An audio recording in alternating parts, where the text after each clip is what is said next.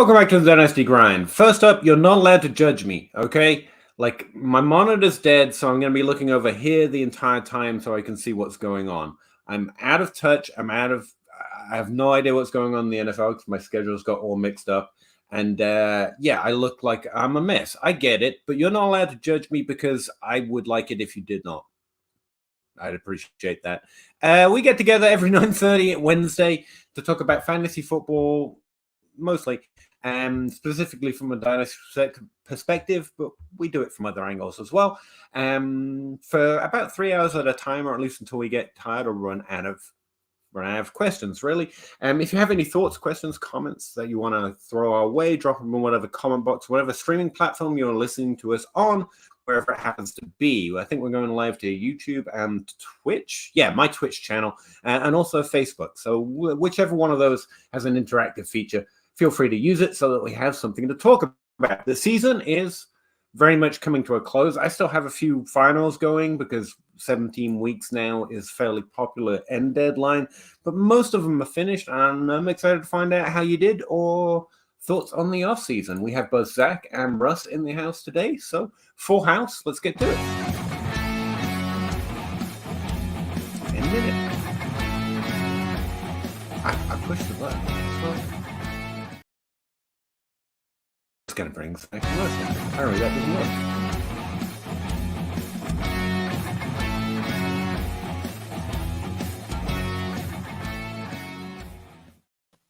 You good? Hey guys, sorry about that. My internet dying again, apparently. I'm going to go feed the hamster, and maybe that'll improve things. You can't let him fire. How you guys do? Are you good at fantasy football? Did you make any playoffs? Yeah. I mean, maybe not the first one, but definitely made playoffs. Made playoffs.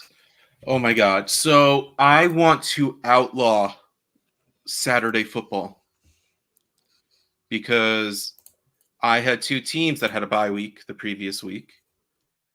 And so my lineups were set from the week before, and I did not realize there was Saturday football. Keenan Allen, the Chargers played on Saturday, but Keenan Allen did not play.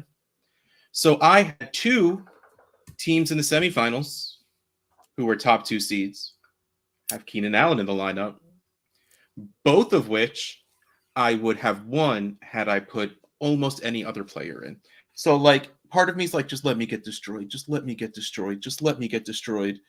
Nope. Nope. That's worse. Just rub your nose in it. Yep. So that sucked. And then one other team, I got a wonderful combination of a total of 2 points out of Sam Howell and Jordan Addison. I mean, that team was falling apart on its own, but that's not really expected how I go down. I expect it to go down.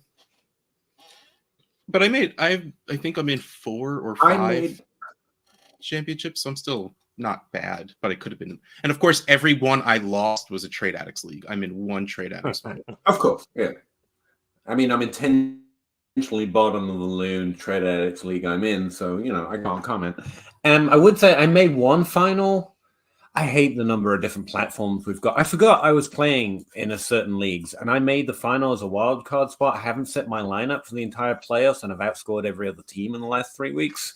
So I'm going into the final this week, and I remember I was like, I haven't checked those leagues in forever, and there's just admonishment after admonishment from the commissioner. I was like, sorry, but apparently that's what works for me. I don't tell you. I was must have been setting my best lineup because I just was auto.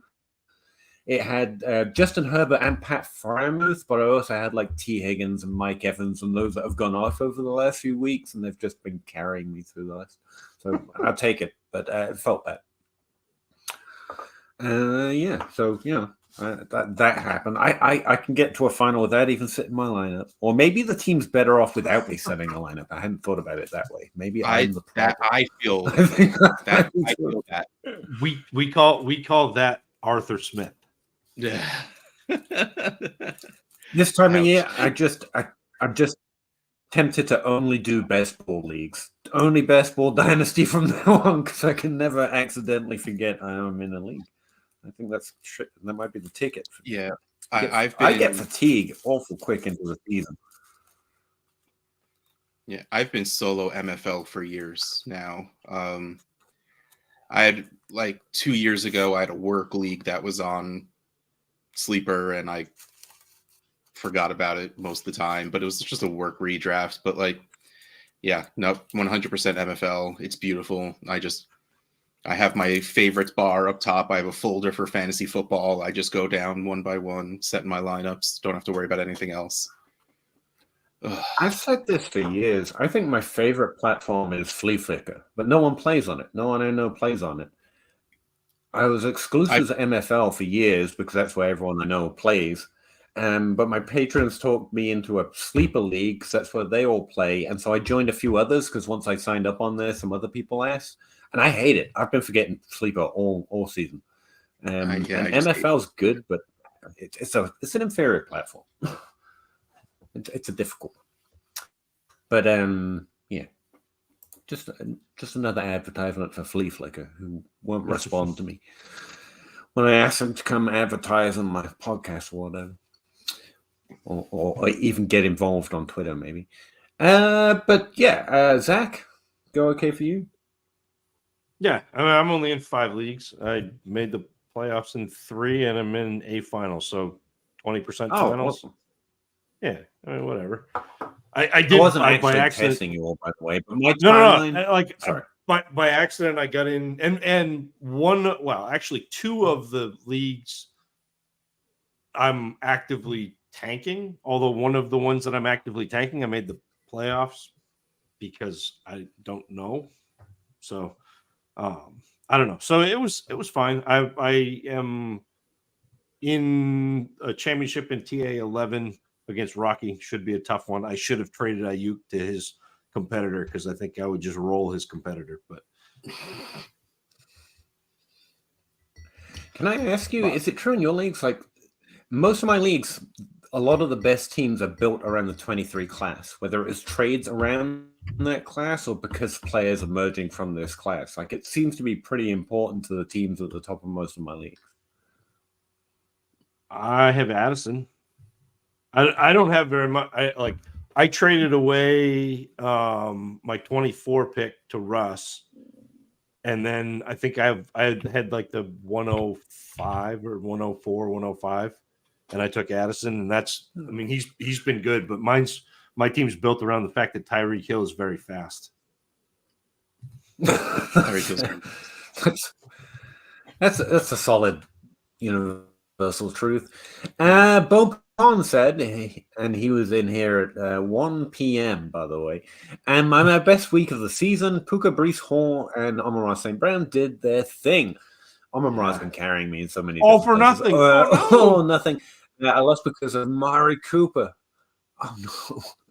Ironically, would have won if I started Flacco over Trevor Lawrence. Yeah, that. Oh, see, I wish I'd been on the show last week because if you had asked that, I definitely would have told you to start Flacco over Lawrence. Man, you start Flacco over almost anyone right now. This week is going to be tough, though. The Jets pass defense is tough, but revenge game narrative versus good pass defense. What do we think? I don't know. I think you need to be on a team for more than 30 seconds for a revenge narrative. I mean, he led them in passing last year, even though he only played 5 games. Yeah, I was about to say that doesn't. That's a low bar.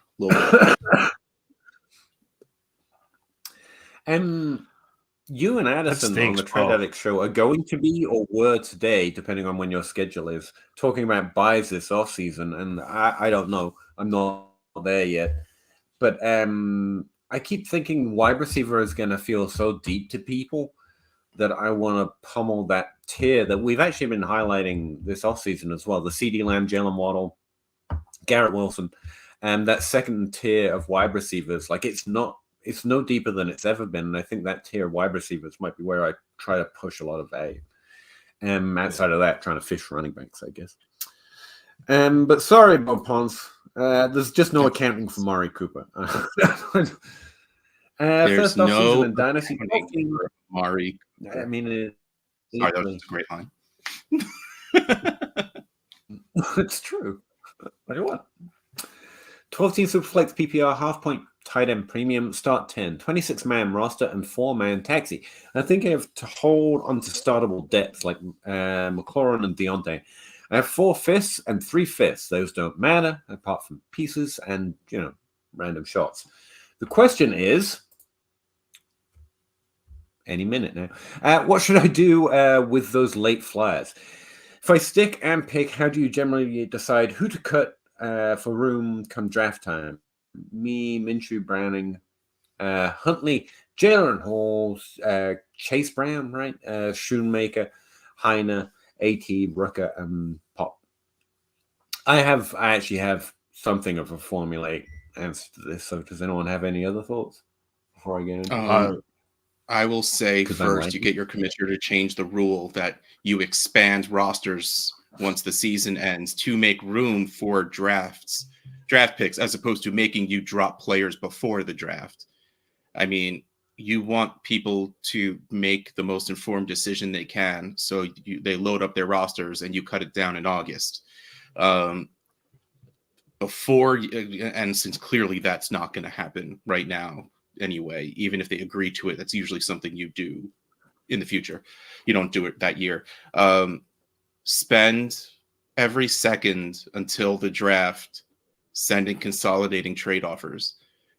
2-for-1s, 2-for-1s, 2-for-1s, 3-for-1s. And you don't need, especially if you're talking with guys of this level, you don't need that big of an upgrade to send Jaren Hall and Schoonmaker. You can send them for one person of the same level, just that you believe in.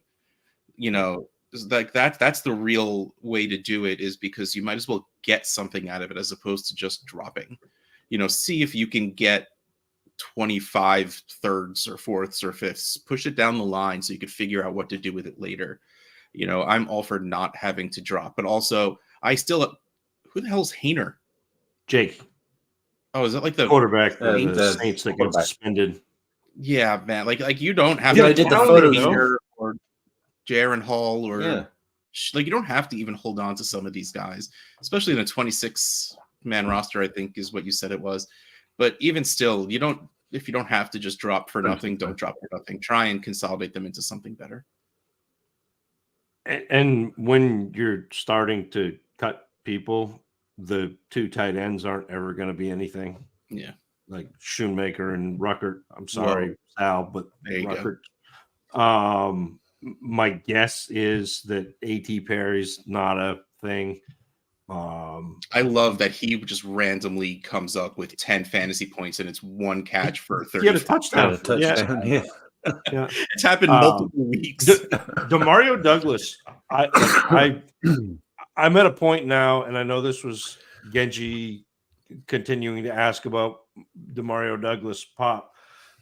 He set the record for rookie receptions with the Patriots.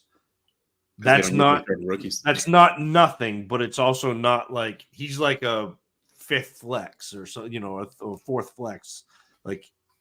He's rosterable, but not somebody you're Yeah, you have to hope that they stop being stupid and keep themselves in the Drake May running, and then Drake May just builds a rapport with Douglas, and he was without a doubt the best wide receiver on the field. Yeah, it unfortunately wasn't saying much, which kills me because Juju was on the field with him sometimes. Stop, but painful. I know, I hate it. It makes me so sad. Yeah, but you don't have to overthink it. Most of these guys are roster cloggers. It's a weird year that this many. It's okay. So we usually have a lot of quarterbacks that start, but Browning and Huntley and Hall, they're meant to be picked up on the waiver wire when the quarterbacks get hurt. Did you see the tweet from Sal Stefanelli? That was every single quarterback who started a game this year in alphabetical order. And it was my entire phone, 3 scrolls. And at the very end, he's like, I'm really glad I pay for Twitter. So I could do this entire tweet complete. Love it. But it's been 52 quarterbacks. And It's been crazy, especially at the quarterback position, which probably means we shouldn't expect less of that the following year. But like Russ said, I think the essential thing to take away here, Bo, especially for your first off season, is Russ is right. Don't sweat it for the most part. You're not, if you drop something that turns out to be a gold nugget, most people probably would have dropped it when you're talking about the bottom of your roster. So it's not like we get this a lot, right? When there are those gold nuggets, they're hard to find.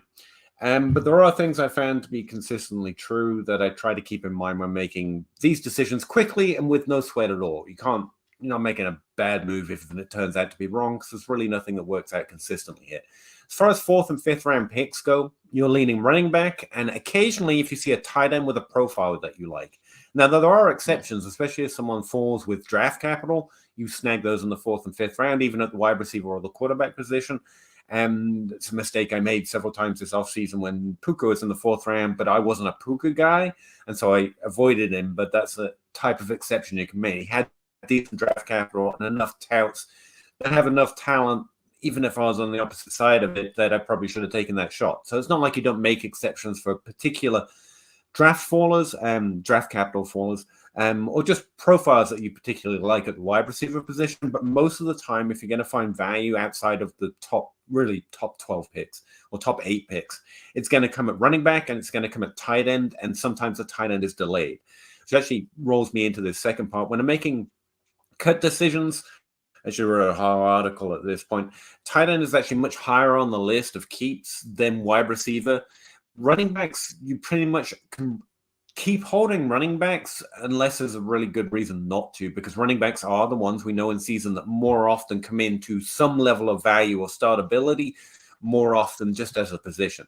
And in a super flex, I would actually hold Minshew. It'd be Minshew and then Pop would be the top of my list, the two I would be least likely to drop. Not that you can't drop them, but if you're making decisions and you're going to keep 3, those 2 will probably be on the top. Because the next thing that you can learn that does have some level of consistency is, what have they done in the NFL? Someone like A.T. Perry, I'm interested in. I liked his profile. He caught a touchdown. It's nothing. He's cuttable, but he's higher up on the list than someone like Jalen Hall, who had more hype coming into the draft and didn't get drafted very well and then did nothing. And that's the criteria. What did they do in the NFL? Who did a little bit more? I'm more interested in them. The reason I keep Minshew is just because quarterbacks are, and certain quarterbacks do repeatedly just end up being those replacement level starters. And Minshew, ever since he took over from the Colts, was actually remarkably startable during that period. This is like his 3rd year in a row doing that. So I hold on to the Minshew, especially in a super flex. Who's another good example from this year? Is Minshew, for a while there, it was Tyrod Taylor, and he's going to start again this week. Like in a super flex, if I can, I keep those repeatable backup with some upside quarterbacks on my roster as much as I can, just because of the format. Wide receivers are the bottom of the list. I will cut wide receivers with reckless abandon when possible. I want my bench to be mostly running backs, followed by some tight end sleepers because they have a later development mark. Even doesn't matter as much how much they did in the NFL, especially earlier on. I think Trey McBride this year, that happens more regularly than a wide receiver does absolutely nothing 3 years and then does something like Trey McBride did. That happens at tight end a lot more often than it does a wide receiver. So the position itself just gets a bump. But again, don't forget that comes after the positional cutting, comes after what have they done in the NFL. So that's just your reasonable personal feelings on if they have done, like Zach was saying, Pop, it's probably nothing. But it made an impression that it was relatively more positive this season. Russ said when he was watching, he was the best wide receiver on the team or whatever. Juju's good. But that makes an impression. It's okay just to insert those feelings of how well they performed in the NFL, regardless of box score, slightly above a positional cut line.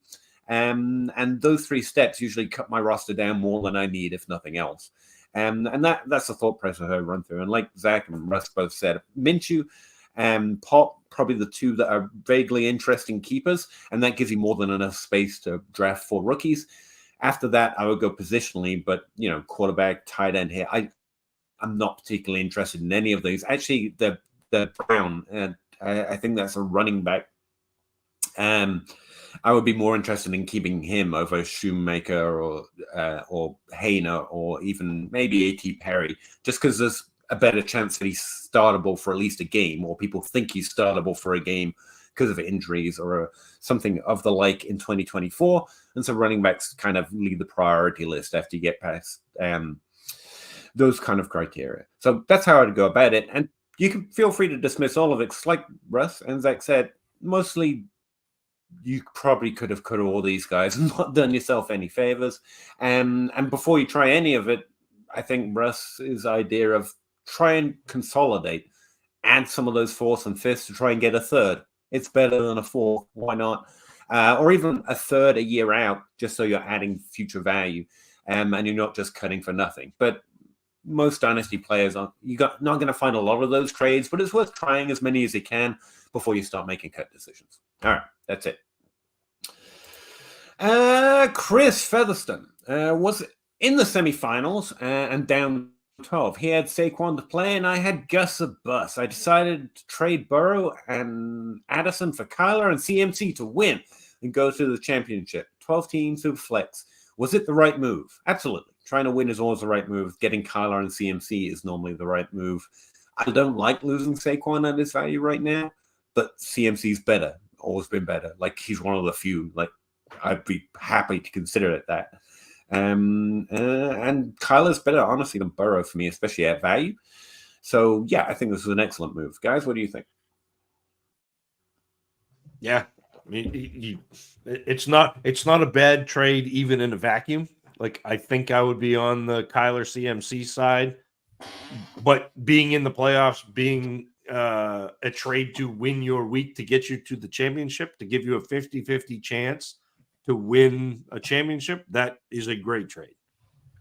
Yeah. Out of context, I'd give me the side that doesn't have a running back on it, even though it is Christian McCaffrey. That's just because I hate running backs. But like in point scoring season, getting Kyler and CMC is absolutely the right move. In the playoffs, it is definitely the right move.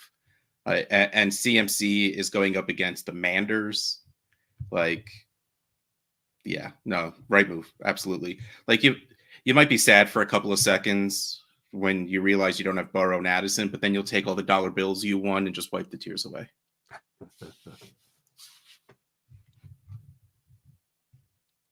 Yeah, 50-50 shot at winning is probably the best shot you ever get to try and win. Like, the odds wise, that's awesome.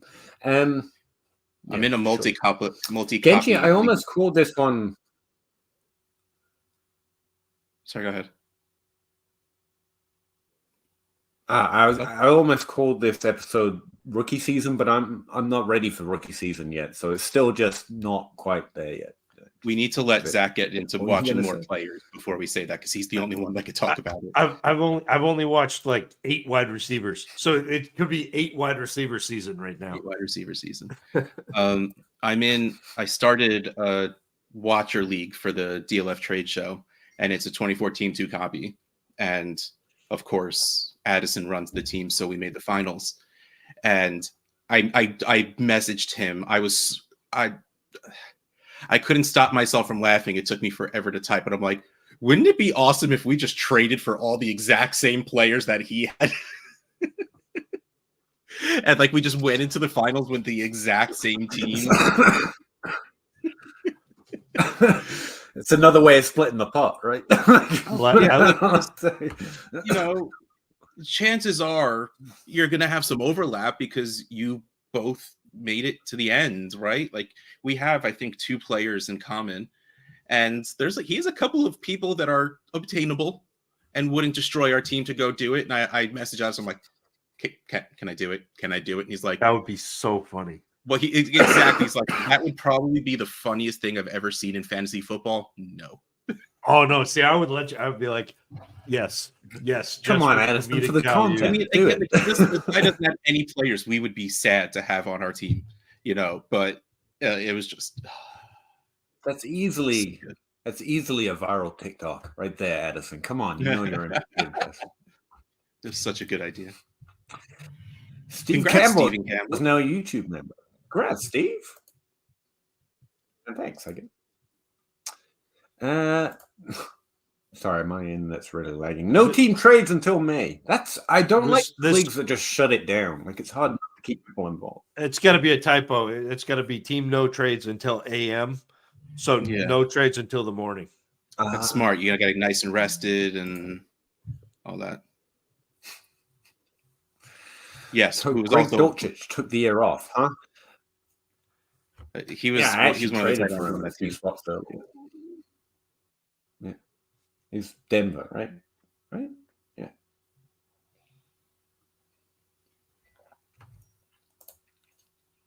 Love year off players. By this, it should just be injured and somewhat disappointing for inexplainable reason. Players.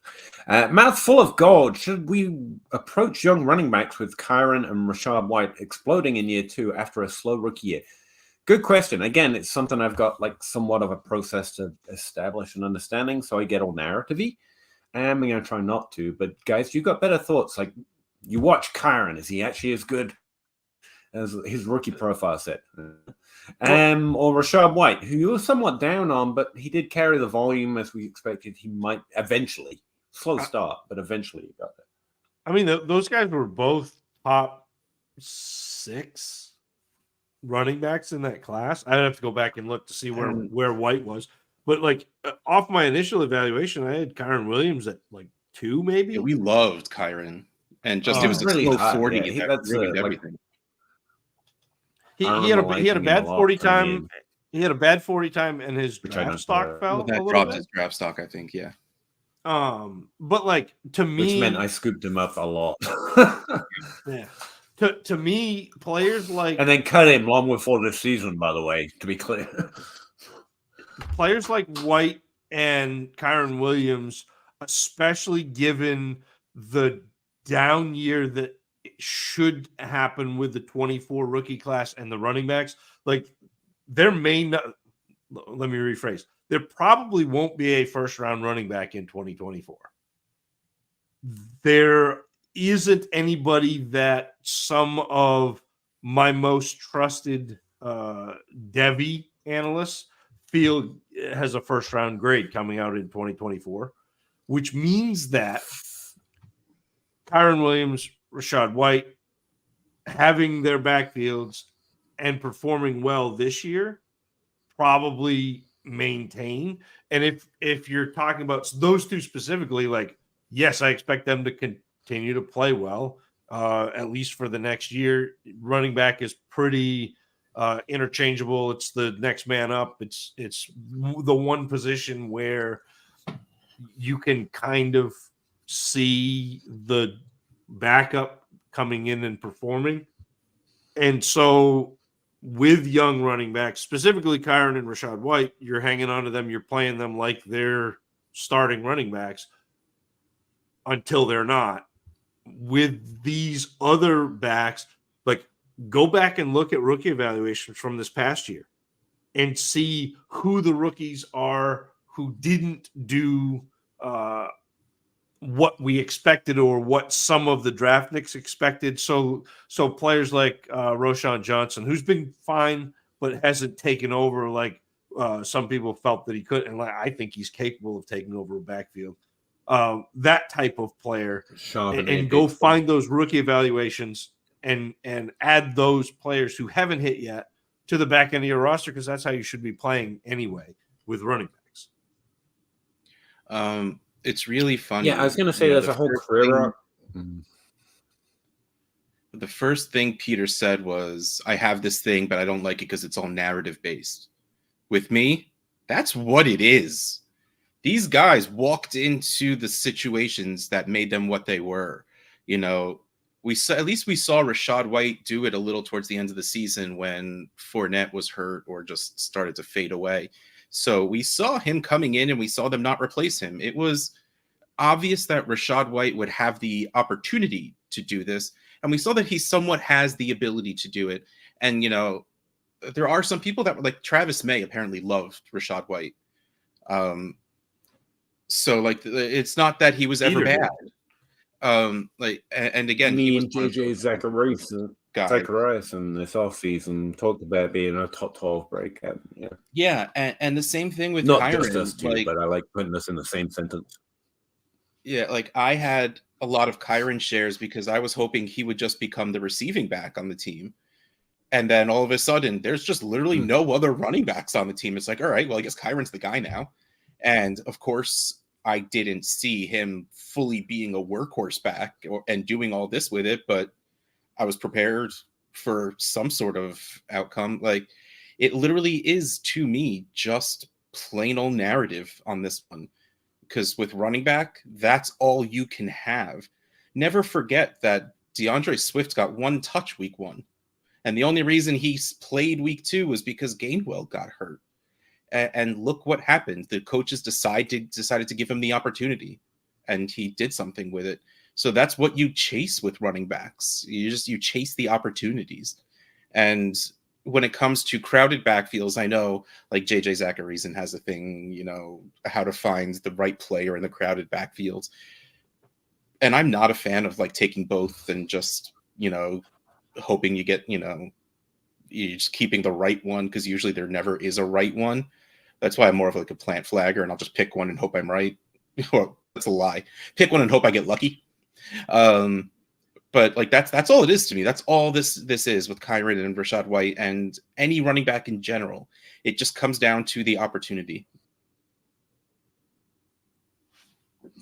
Yeah, I love everything Russ just said, but to be clear, I said I didn't want to narrativize. When my internet is running a little laggy, I have to kind of do it in paragraphs instead of expecting to be able to contribute to the conversation. But this is the exact kind of thing I try and understand what happens more often because it's a fairly common situation. I'm a little more skittish on these later breakout players. I said this offseason, Rachaad White was in a top 12 breakout year. He's one of the guys I highlighted for that, and the other one did it as well. But when they happen, I'm more likely to say we should try and trade them away. Too long didn't read on the top sheet. We trade running backs when they have value. There are very few exceptions to that. Christian McCaffrey, Alvin Kamara, Saquon Barkley, Bijan Robinson, just to name a few that are currently active in the league. But when they're those potential elite difference makers, you maybe not as gun happy instead of gun shy to trade them away because they have value, because they're those elite few.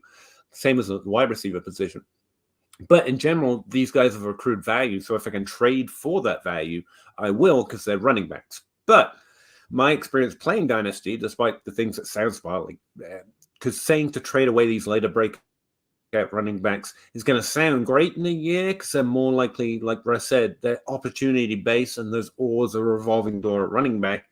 So you get to claim victory when that very predictable door swings once again. But actually playing in Dynasty, I found most players are aware of that. It's hard to trade Kyron Williams and Rachaad White for their value because people are going to be more skittish on them. So it's one of those things that becomes all about the trade. And I think the follow-up to that is what Zach said. Those other running backs that we liked coming in this season that were second, third round picks, that we like their profiles, are in interesting situations that some didn't quite do much this season. Roschon, Tank Bigsby, Zach Charbonnet were looking for the next man up at the running back position. And so those are the guys in my sights. If I can trade these guys for late first value, even by adding a second or adding something else to get there, I'm more interested in their value. But if I can't, pretty happy to keep them, because as both Russ and Zach said, it's all about opportunity. And right now they have it going into next year. And if they don't, then they've proven themselves to be players who can take advantage of opportunity when it does come their way. And takes a Kyron Williams in a phenomenal manner. So you don't want to panic trade them, but they are on the more interesting to get their value out of than not, because of their positional nature. So I think that just about caps it off. There's a whole, and I did a video series on career arcs for each position, and one of them was on running backs, and even second year running back breakouts, and Kyron's even further into that. They have lower expectations moving forward than if they'd done it in their rookie year, but that still doesn't mean they're not more usable than most running backs having had a breakout year, if that makes sense. So they're more rosterable than most running backs. Depends how your league treats it, because like I say, I think Dynasty players are going to be more skittish than trade away and trade net for videos. I'm going to make it sound, and you're not going to be able to get that value out of them, in which case just keep them. So it is about the trade, but they should be on there. I'd be interested in trading for their value if possible in my league, kind of a list. All right. Moving on, because again, my internet's so bad I can't hope to hold a conversation. Let's just give Zach and Russ some time to talk, because that's more fun. Anyway, Kevin says, what wars are on different squads next year? I think that's running back. No, wait. Wide receivers, different WRs. squads next year WRS. out of Ayuk. Wide I just receivers? added an A. That makes so much more sense. A instead of the Ayuk, shift. Higgins, Godwin. Well, Ayuk and Higgins are still Right. on contracts for one more year, so not them. Yeah. Higgins, I would love to see the math that could keep him on the Bengals. Like that's, I don't know. So I do think Higgins ends up on a new team, and there's a lot of teams that I keep getting excited at the thought of him being on. I think like my 4 teams are like, let him stay on the Bengals. That's cool. Let him go to the Panthers because I like Bryce Young and because I just like the color of that jersey. It's like back when we were kids and starter jackets were the thing. All the girls had the Charlotte Hornets starter jackets because it was that pretty green color. Like, yeah, that's fine. Give me that pretty blue number 5 jersey. The Texans, because they have a whole lot of cap space and a really, really, really, really, really good quarterback. And someone brought up the idea. Looking as well. Yeah, exactly. And someone brought up the idea of Arizona. What more do they need to add but some more weapons? Yeah. Like Arizona, Hollywood is at the end of his deal, and they don't really have anyone else. I mean, of course, they very well can just take Marvin Harrison at 2 or wherever they are these days. Hold on. Yeah, still at 2. Like, and then they won't really need T. Higgins, but of course, that's just what they would do to me: is draft Marvin Harrison, then sign T. Higgins because they just want to make me cry. Though again, I can't be sad about that. But I also just don't like red jerseys, and that would make me a little sad. Like orange is at least a little different, and it's cool, and there's tiger stripes. But like just the red Cardinals jerseys are ugly. That's my least favorite of the choices. Because, I mean, let's face it, I'm going to get a jersey to hang behind me, regardless of what team he's on. I've always said we should just start an NFL fashion channel. This is better. This is good stuff. I like this. We, for 2 straight years... It's an underrated market. For 2 straight years, when we first started the Trade Addicts pod, when we had nothing to talk about in the non-point scoring season, we had jersey rankings. Like we would go every week. We had a different like conference, East and AFC East, NFC East. Like we would have a different guest on, and we would all go through our rankings and say what our favorite ones are and what our least favorite ones are. And then Har and I would always argue because he was wrong in saying that the powder blue Chargers jerseys weren't his favorite. I was going to say that the powder blue Chargers and the Barry Sanders era Detroit, like those 2 jerseys to me are the powder blue is absolutely where it's at. Like those are easily the best. And like I like the late 90s, early 2000s Seahawks. Like that's literally like one of the main reasons why I chose to be a Seahawks fan for a while, was because I liked their jerseys. The Brian Blades, Benny Blades. Having never watched a game, I don't know what they look like. So. Yeah. I'm watching football's overrated. Let's be honest. I'm a homer. I like the old throwback Patriots with the Pat Patriot and the red. I love the helmet. I like the those. helmet with the guy on it. The jerseys. Oh yeah. Because the red, right? Like I don't. Yeah, I think the red looks good too. But you gotta have like the white piping and like it looks nice. Like there's just a lot of jerseys in that area and era that are just like, we were doing the advent calendar for Fantasy Cares, and Bob would open a box and it's either a red or blue jersey. Yeah, I'm like, is that the Bills? Is that the Giants? Is that the Patriots? Like, there's so many jerseys that look so similar. So when you had the James Cook jersey, I was like, oh no, is that a Rondell Moore? Like, I'm so excited. And then he flipped it over and I was like, oh, I'm less excited now. Yeah. I mean, it was still the best of those mystery box jerseys, but yeah. But like, still, it was. I'm trying to remember how we got here, and it's because you're picking Higgins' team based on jerseys, right? Yeah. That's how we got there. Yeah. We think Higgins. That's okay. Hey, Toronto Dave. Hey, Dave. Toronto Dave's party 8 hat months guy. away for Toronto Dave. Another week, another party hat guy. Flowsaurus, hey guys. In a 1-point PPR, if Commit is out, are you playing Everett versus Denver or Juwan versus Tampa Bay? Everett. Denver's terrible against tight ends. They're Yeah, like the second worst. Like they give up the second most points to tight ends in the league. He's so inconsistent. Like I was so mad that Hunter Henry was out this past week because like the Patriots are completing passes to Pharaoh Brown. Like that was a thing this week because Denver is so bad against the tight end. I mean, I was big on Juwan Johnson coming into the season, and of course injuries didn't help at all. And then the evergreen resurgence of Taysom Hill for a couple of weeks. But Everett, especially if Keenan Allen's out, he's the main target. He's getting a lot of targets. Of course, he doesn't always do a lot with them, but I think so. I guess the answer comes down to safety answer is Everett. Ceiling answer might be Everett. I think it's Everett. I think the ceiling is Everett too. I want to believe that. And Juwan Johnson's matchup is slightly better, by the way, but it's better. Denver's like 29th against tight end position, so it's not. And Tampa Bay is 32, so it is a better matchup. But MFL has Denver at 32. Just to.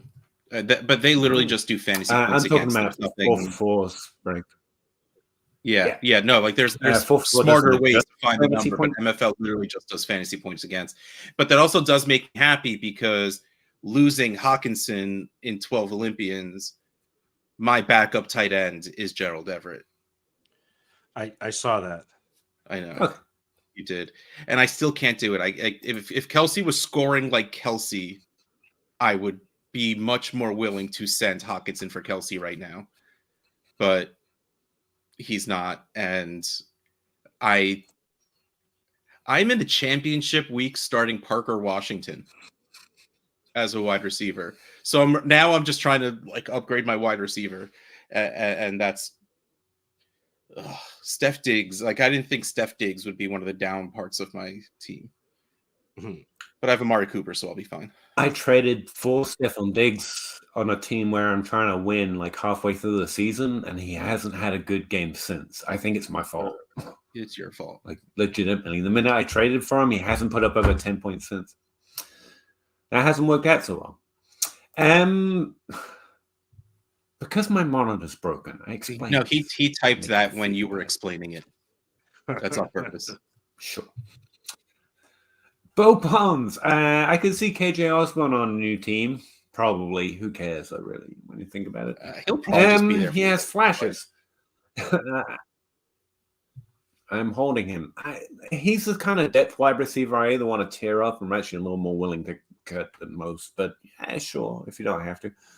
If he goes to a Chiefs side team, I'm holding. Clogger.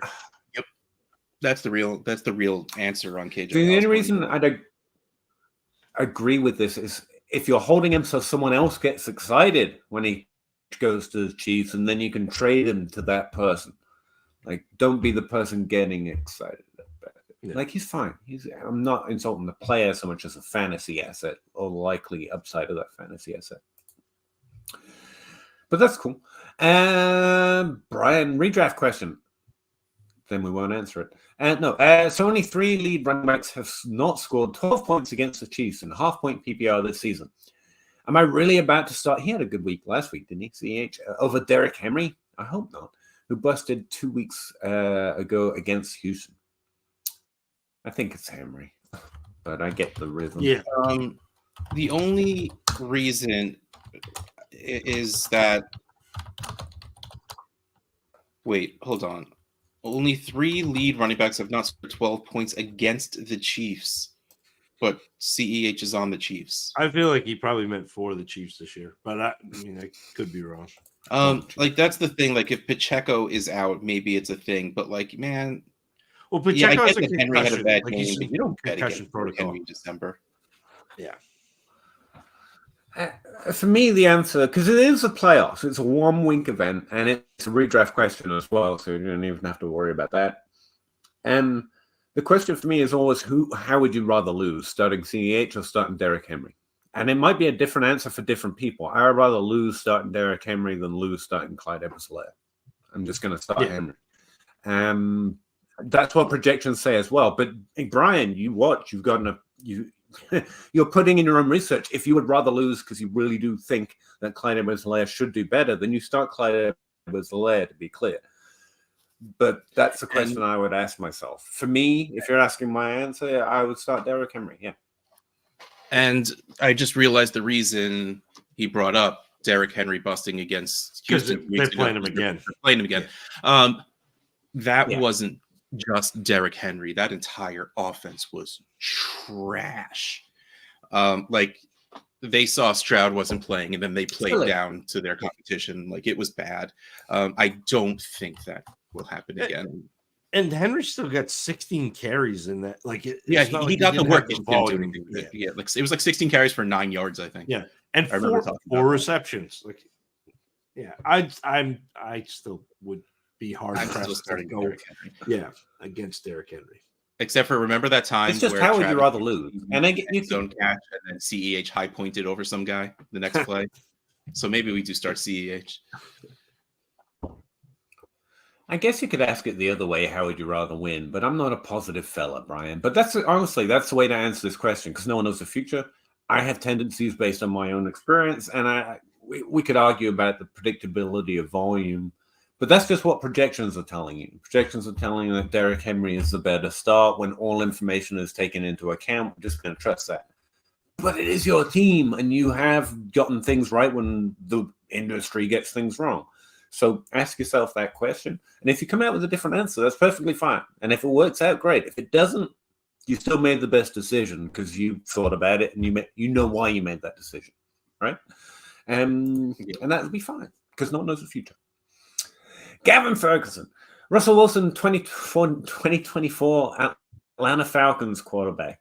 He's going to be someone else's quarterback. Yeah, I can see that. Yeah, like there's just a whole bunch of designed runs. Russell Wilson in Atlanta, handing off to Tyler Algier. Or no, we don't think he could stomach retirement.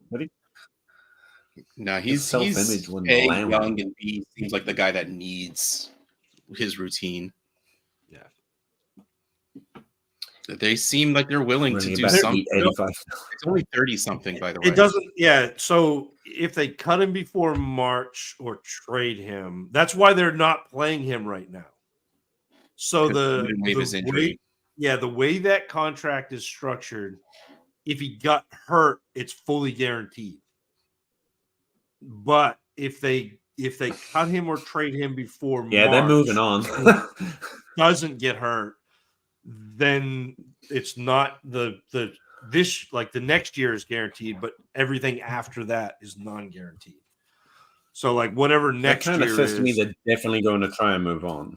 I mean, that might be their intention, and it doesn't work out that way. But their intention right now is to Russell Wilson not be there next year. Russell Wilson will not be the starting quarterback of the Broncos next year. He can't be at this point. Yeah. You get a bench a guy just to make sure his contract isn't guaranteed, then that's pretty definite, I think. I mean, it does give him options, but that's their intention for sure. Flosaurus, if Stroud doesn't play, are you playing Brissett versus San Francisco or Stidman versus the Los Angeles Chargers? Lost Russell Wilson, and you're better off for it. Let's see. Russell Wilson was fine for fantasy. I take the guy not playing San Francisco. I don't care what Brissett just did. The Chargers defense is really, really bad. And the last time we saw Stidham play, he did pretty well. Of course, it's a different team now, but whatever. He's Tom Brady's backup at one point, which means he's awesome. Just like Garoppolo and Hoyer and all those other guys. But still, I play Stidham just because of the matchup. I don't think Brissett's throwing 3 touchdowns on 3 drives. I stay Stidham or trade. for some I reason. have projections because it's based on an injury that hasn't happened or a declaration that hasn't happened yet. So I don't know. Brissett, I guess, just to be contrary. Because I like Brissett, damn it. Andrew Luck said good things about him. I remember that forever. Russ, do we get a golden ticket giveaway on Dynasty Grind, or is that only a fantasy care thing? It's only a show that Russ cares about thing. I'm not going to do it here. Russ cares about this show. Russ just can't do that right now. But Russ can remind you to go to fantasycares.org/coats for kids, and your donation will get you a thank you gift of a Fantasy Cares hat and scarf combination I can't wait to get mine. to keep you warm. That's actually a and really cool combination right there. That's nice. to get kids new coats for the winter. I could wear this for I like like that 4 color minutes scheme. before I That's start boiling. But these came out Do it. so good. I was so happy with it. Like they just look great. like, and this which Nice. the stitching is just nice and Fantasy Cares and has the little pom pom. So when I go through the doorway of the submarines, I don't bump my head. That's why the pom poms were invented on beanies, by the way. Got in it. case you didn't know. Oh, I'm really? sure Zach knows Shouldn't that. it be at the front then? Because it feels like it hit your head before it got back there. No, like you duck down, but you lift your head Like you'd too hit early. your head and then it hit. Didn't know that. Also, Russ, you said you were busy on XMAs, but did you see Doctor Who Christmas special? I love Nope. those names. My kids won't go to sleep, and my kids have off of school, so I can't even like just stop working to go watch it. So no, I still haven't. I'll probably have to watch it like I have to like Benadryl my kids to sleep. We should have just dropped in a fourth screen, run Doctor Who in the fourth screen so we could do like a screening of Doctor Who and fantasy football questions. I'm down. Honestly, Brian, I might be too cocky, so I'm going to be punished by it, but I can't see how I can lose any of the finals that I'm in. I'm pretty well set up. And one of them's best ball, and I'm like, I would have to lose to the next best team by 150 points. So my entire matchup would have to get injured, and the other one, like, Yeah, but like it's really which league do you want to win more? Like which league win will mean the most to you? Yeah, can't do this anymore.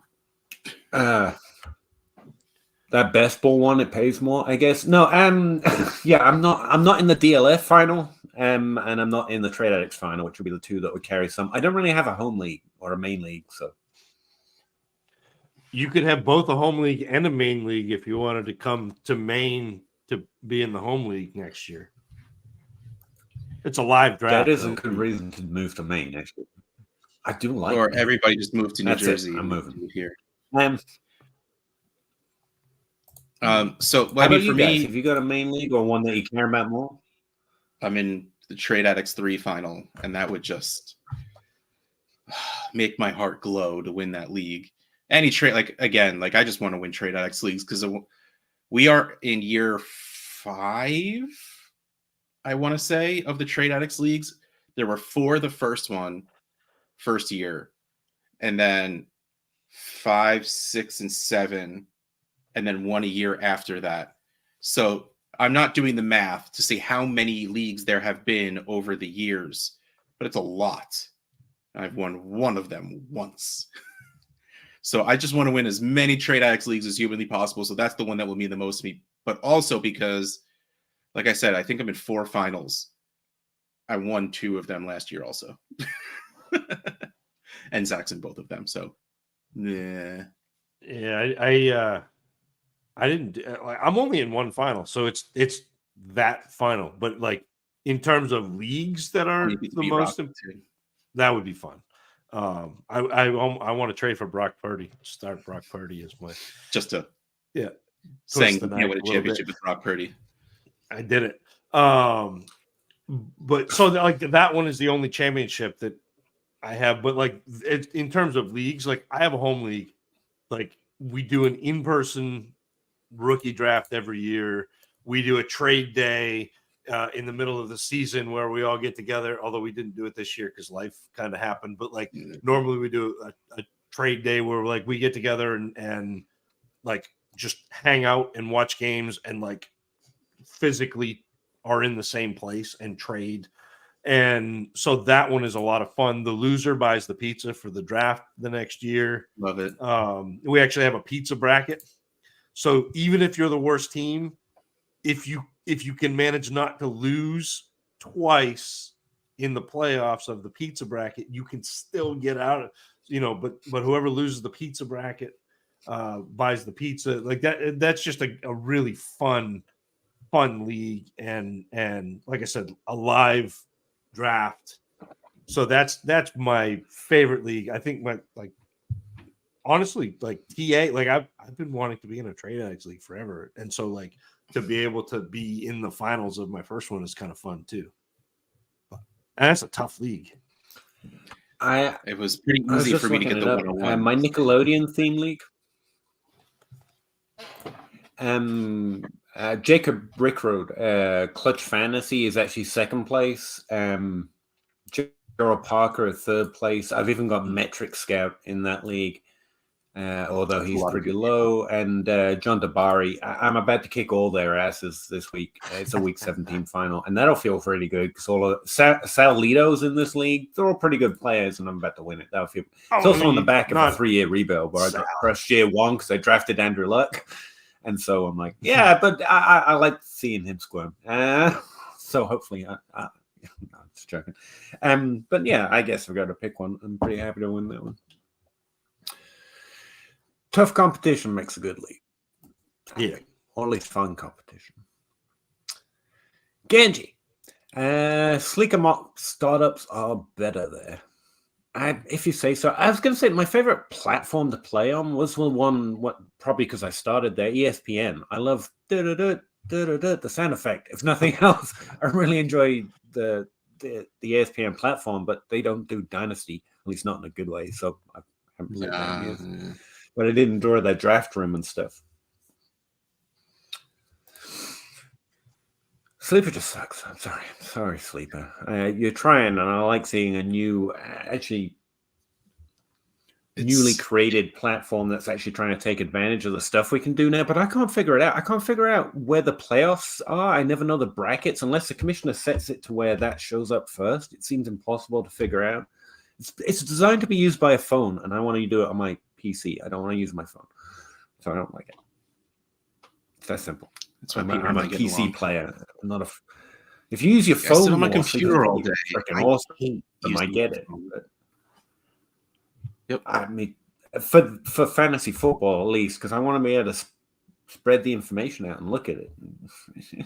I don't like it. Seems limiting. Hypothetically, championships are decided. Trade windows are reopened. Who are 2 to 3 players you're trying to immediately obtain or sell before the value rises or declines? It's a good question right this time of year. T. Higgins, because either he's still on the Bengals or he'll be the number 1 wide receiver somewhere, or my luck across from Marvin Harrison Jr. Jackson Smith and Jigba before people get too wise on it. I don't really have a list. Someone asked this question yesterday.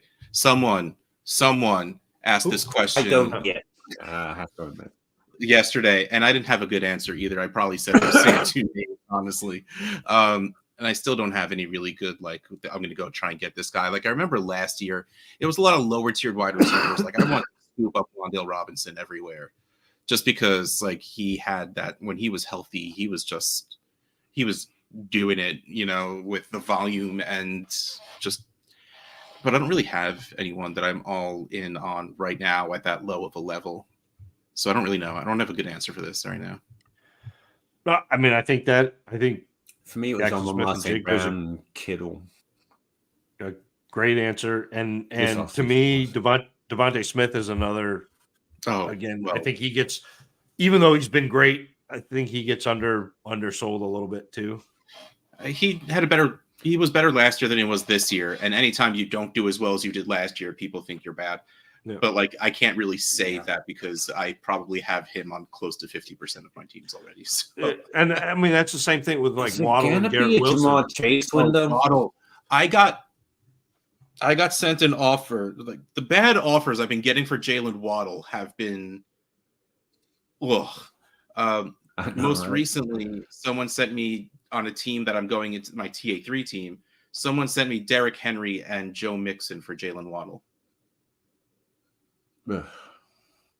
And Come then, on now. yeah. And then gotta love Trader Joe, who sends me an offer, DMs me, and says, "Here, I'm sending you a deal that if you take this, you can go sell Jalen Hurts, who you just got, and get better pieces." He sends me Joe Flacco, Nick Mullins, and 2 seconds for Jalen Waddle. And I literally just reply, "Ew." Nice. He said, "I never said it was a good offer. I just said you'd be able to move Hurts for more pieces." And I'm like, you could just offer me Joe Flacco for something crappy and we can have the same conversation, you know? Help me help you.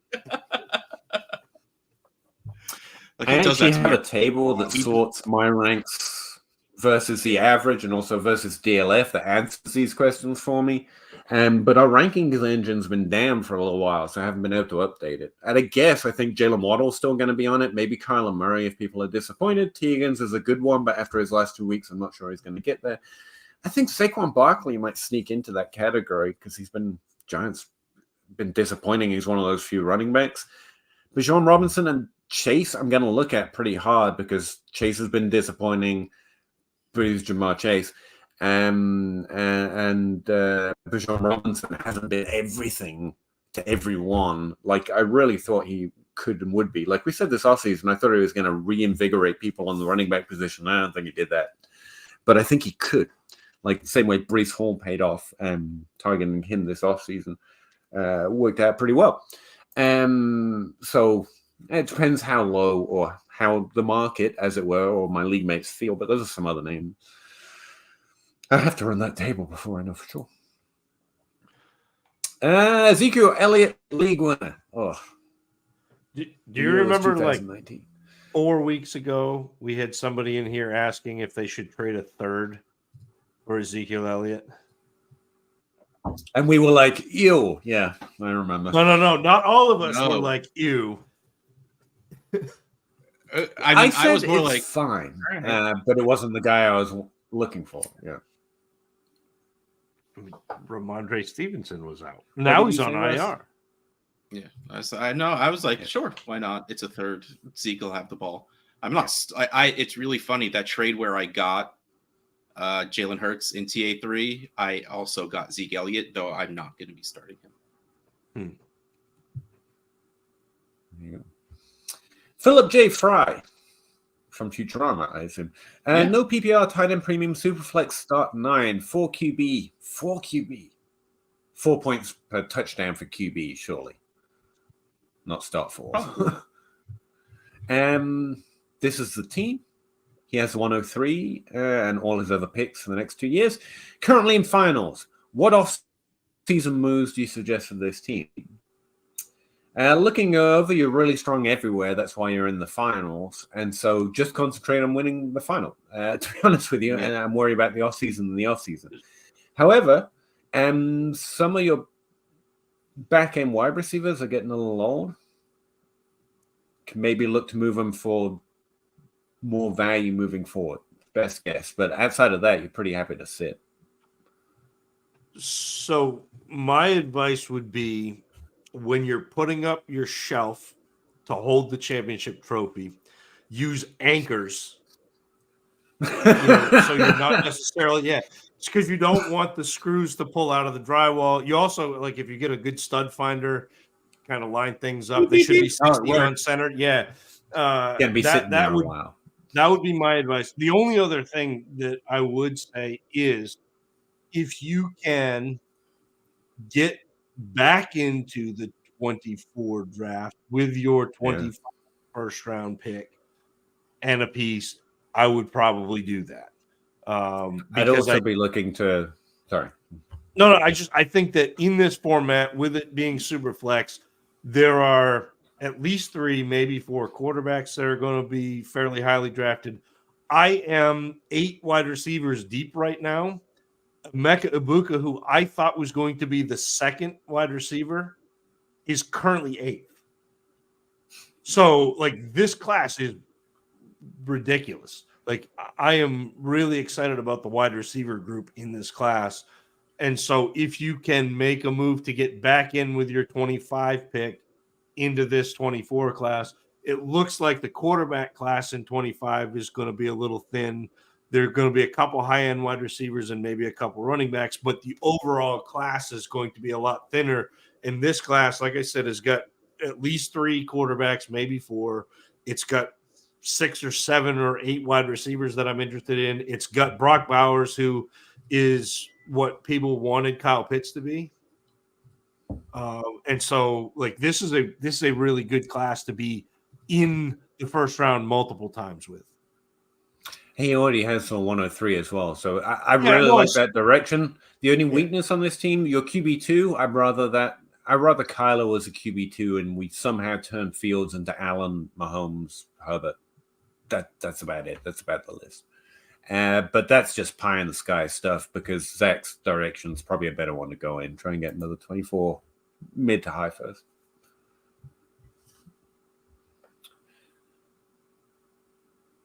God, you're handsome. I like it. I got nothing. Trevor Lawrence, price check.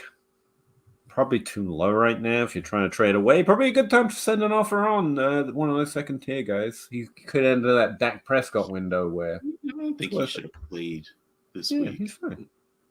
Like I don't know why they keep playing him when he's hurt. Tears up his ankle. He might miss a couple of weeks. He plays next week. He has a concussion. Plays next week. Hurts his shoulder. Plays next week. Let the dude rest. Oh my God. Like I think like exactly what Peter said. Maybe it just means it's time to go send some offers to go acquire him because he's really, really good. And I'm not worried of him whatsoever. So yeah. Also on that note, it's my bedtime. I gotta go. Good night, Russ. I am not here next week. So enjoy. Have the best time. It's the happiest place in the world. I will be, but probably very, very tired if I'm getting my dates right. So, just saying. Philip J. Fry, again, start sit, no PPR, no tight end premium. Forget it. Play Kareem Hunt this Thursday night football. Always could score a touchdown, which is what you're looking for in that format. Or wait, risk and hope these guys. Waddle, Chase, Rodriguez. That's really the choice. I don't think Hunt starts over Waddle. There's no PPR though.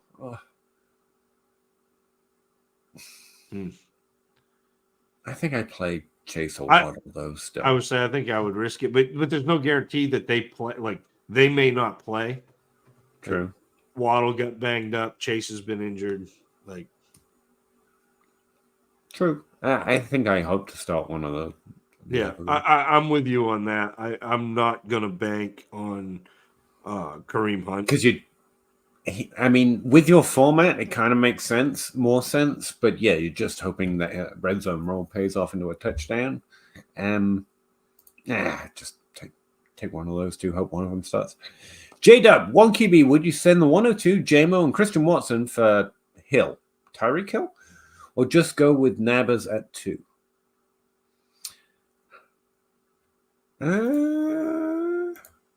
I can't see me doing that. I can't see me trading for Tyreek Hill unless I'm trying to start him this week. Well, and if you earned the 102, yeah, it's done. Don't go trade for Tyreek Hill. Like that's not you can do better than that. Now, Jemo, Watson, and a first for Hill, all in. But the 102 this year on a team that's probably not, I'm guessing you're not in the finals since you're more into a trading mood here. No. But I like the idea of trading those two with a pick to get something, but that's not him. I didn't ask about Flacco last week, as I thought Trevor Lawrence was going to be out. Nice. 40 touchdowns 4 years in a row. It's time to put Josh Allen in his own tier at the top. Well, he and Mahomes have been in their own tier for me, and Hurts just joined it. So I get it. Josh Allen's been consistently fantastic, but that's what that tier is for. We're in a really cool era of quarterbacks. There's some very good ones. Yeah. Brees or Gibbs in Dynasty Keeper League? Brees. Yeah, just barely, though.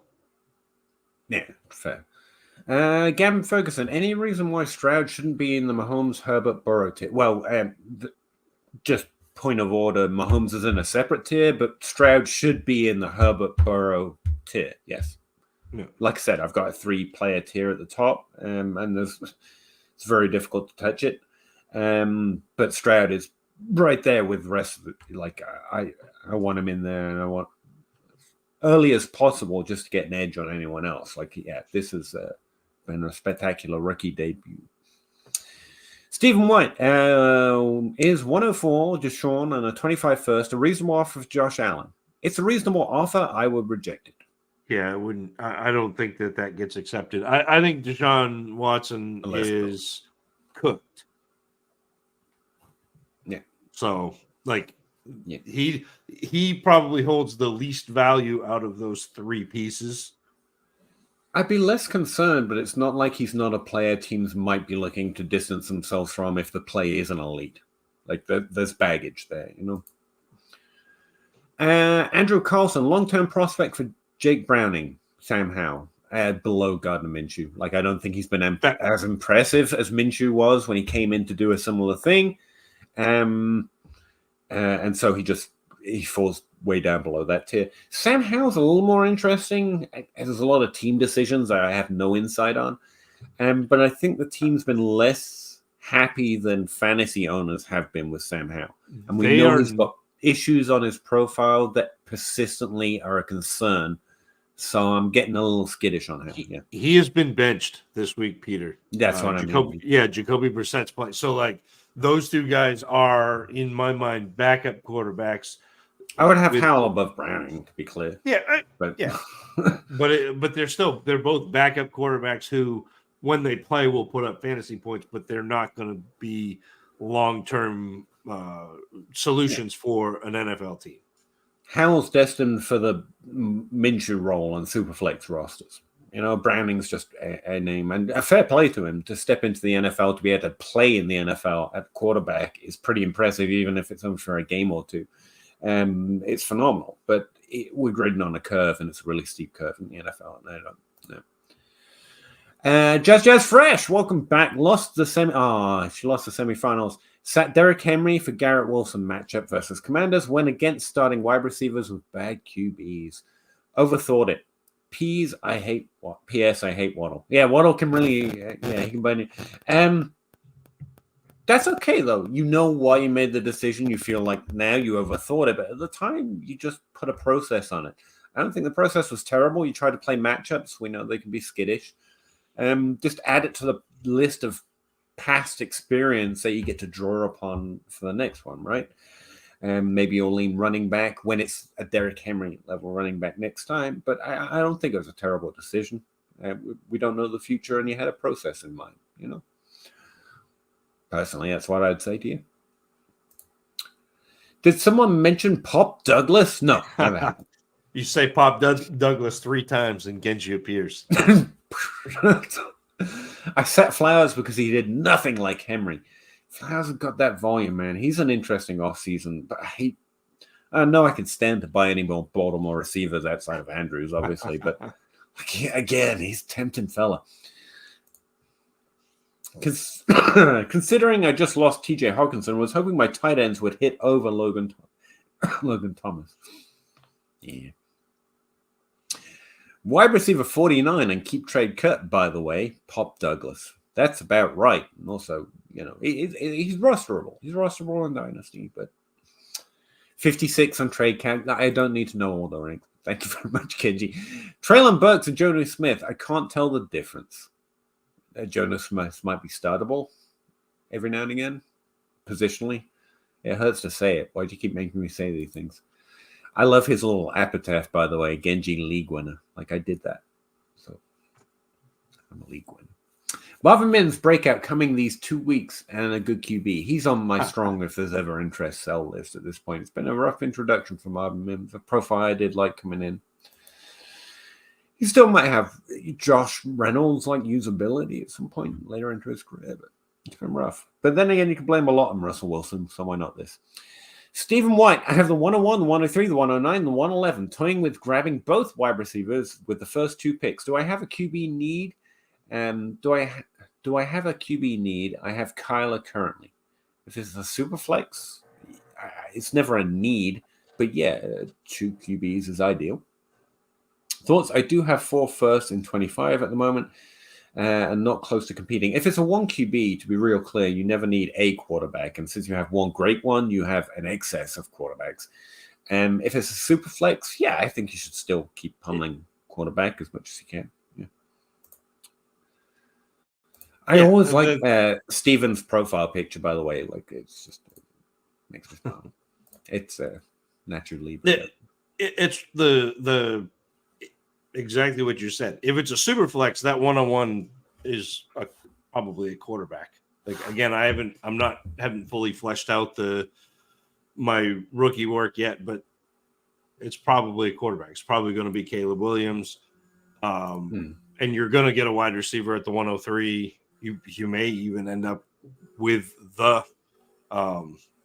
wide receiver at the 103. Or if you want to be really funny and you don't care whether you get Caleb Williams or Drake May, take the wide receiver with the 101 and then take whichever quarterback is left over at the 103. Like, you can play it that way too. I do think that if it's a 1 quarterback league, you're not taking a quarterback up. You may toy with one at like 109. But don't take. I haven't gotten into my rookie work, like I said, but I really kind of like that idea off the top of your head. Just taking Harrison, getting that locked in, because I have looked at his profile and based on up till last year, just probably take him 101. And just get the second best quarterback. That'd be fine by me. Matt, not really a complete dynasty question. That's fine.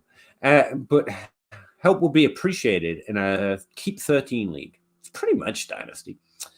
QB, 1 QB, 2 running backs, 3 wide receivers, tight end, 2 regular flexes. He has Tua, Murray, Monty, Aaron Jones, nice, James Cook, Dylan, Carter, Pickens, and Ridley. Downs, Hopkins, Reed, Douglas. There he is again. Hawkinson, thoughts on what do I do? Keep, trade, cut. Well, you do it by ranks, man. Unless there's a cost to keeping certain players, which can happen in keeper leagues. Let's see, you're trying to keep 13. So in a 1 QB, I'd still keep Tua. Tua or Murray, actually, you can keep either. I'd probably keep James Cook. You don't even have 13 players I feel strong about holding here, so you can keep all of them. Probably keep Hawkinson for sure. He's earlier on the list. Yeah, I'd keep one of your quarterbacks, at least one of them. I'd probably lean Murray, but 2 is perfectly fine. Keep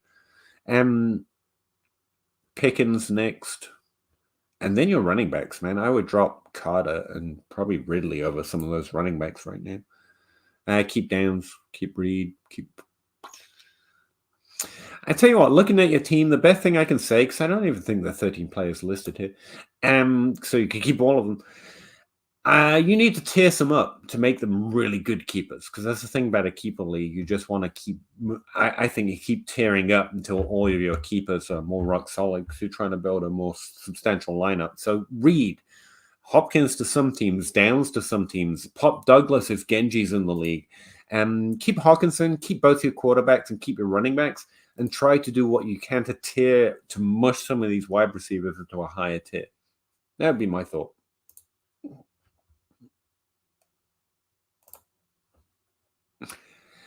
Gavin Ferguson, just a fun reminder. I expected rookie QB 1, wide receiver 1, and running back 1 have yet to declare. We don't even know who the class is, but I really don't know enough about the class to get the referencing. I guess that's Williams and Harrison haven't declared yet. I mean, it's the running back one. This feels like a Bishop Sankey year. Someone we kind of like is going to end up in a good situation, and they're going to be overdrafted. You know. I mean, yeah, you can be negative on it, Gavin, but Okay. they're like people are going to declare, people are going to come out. One or two of them may not. The running backs don't really matter in this class anyway, because I don't have any idea who the running back one is, but they're not a running back one, if that makes sense. And so it does. Whatever. A to Z. Hi, gents. Struggling with an offer in a 12-team Superflex Dynasty. 1 point PPR. Out of contention this year, offering Waddle and Hawkinson for Tyreek and Njoku. I want the Waddle and Hawkinson side in almost any situation outside of needing to start a tight end this week to win. So I probably want the Hawkinson Waddle side no matter what. Team is Burrow, Lamar, AJ Brown, Jaden Reed. He shouldn't be listed that high. And Kyron and Junk. Cool. Jaden Reed's a strong, let's see if I can tear him up candidate this offseason. And yeah, I want the Waddle Hawkinson side like very easily for me. Yeah. Personally. Yeah. Even though Njoku had a really good year and Tyreek Hill's had a great year. I mean, Tyreek Hill's having a historic year, right? I mean, not to take anything away from him. Higbee or Taysom Hill? Taysom Hill. Taysom Hill should always be available on the waiver wire for when that fund starts, in my opinion. Trying to pick up Stidham. Yeah, cut Taysom Hill. These guys won't touch my lineup with your roster. Hurricane Lane, new stat for 24. Don't have half my roster get hurt. Nice. And then don't have my Stroud Nico stack go down in the playoffs. Yeah, it's been a rough injury. They're all rough injury years, let's face it. Anyways, a trade, Superflex, 4-point passing touchdown, PPR, start 9. Playoffs, second, not mine, for Geno Smith. I'm in the finals by sheer luck, and I cannot start AOC. AOC? Aiden O'Connell. Okay. Yeah, I don't mind. A second-round pick for Geno? Yes. Yeah, that's fine. Let's do it. Suck it up. Do it. Let's fucking try and win. Bo Pons, by the way, the reason I comment earlier is I have 2 kids. It's fine, by the way, Bo Pon. I don't call it out to say it's bad. Like I like knowing you're interested enough. You take the time out of your day when your time is valuable. If nothing else, you could be spending time with kids, which is 100% a better use of it. To send us a question so we have something to talk about. I really appreciate it, man. You comment whenever you want and however much you want. I really appreciate you taking the time to do it.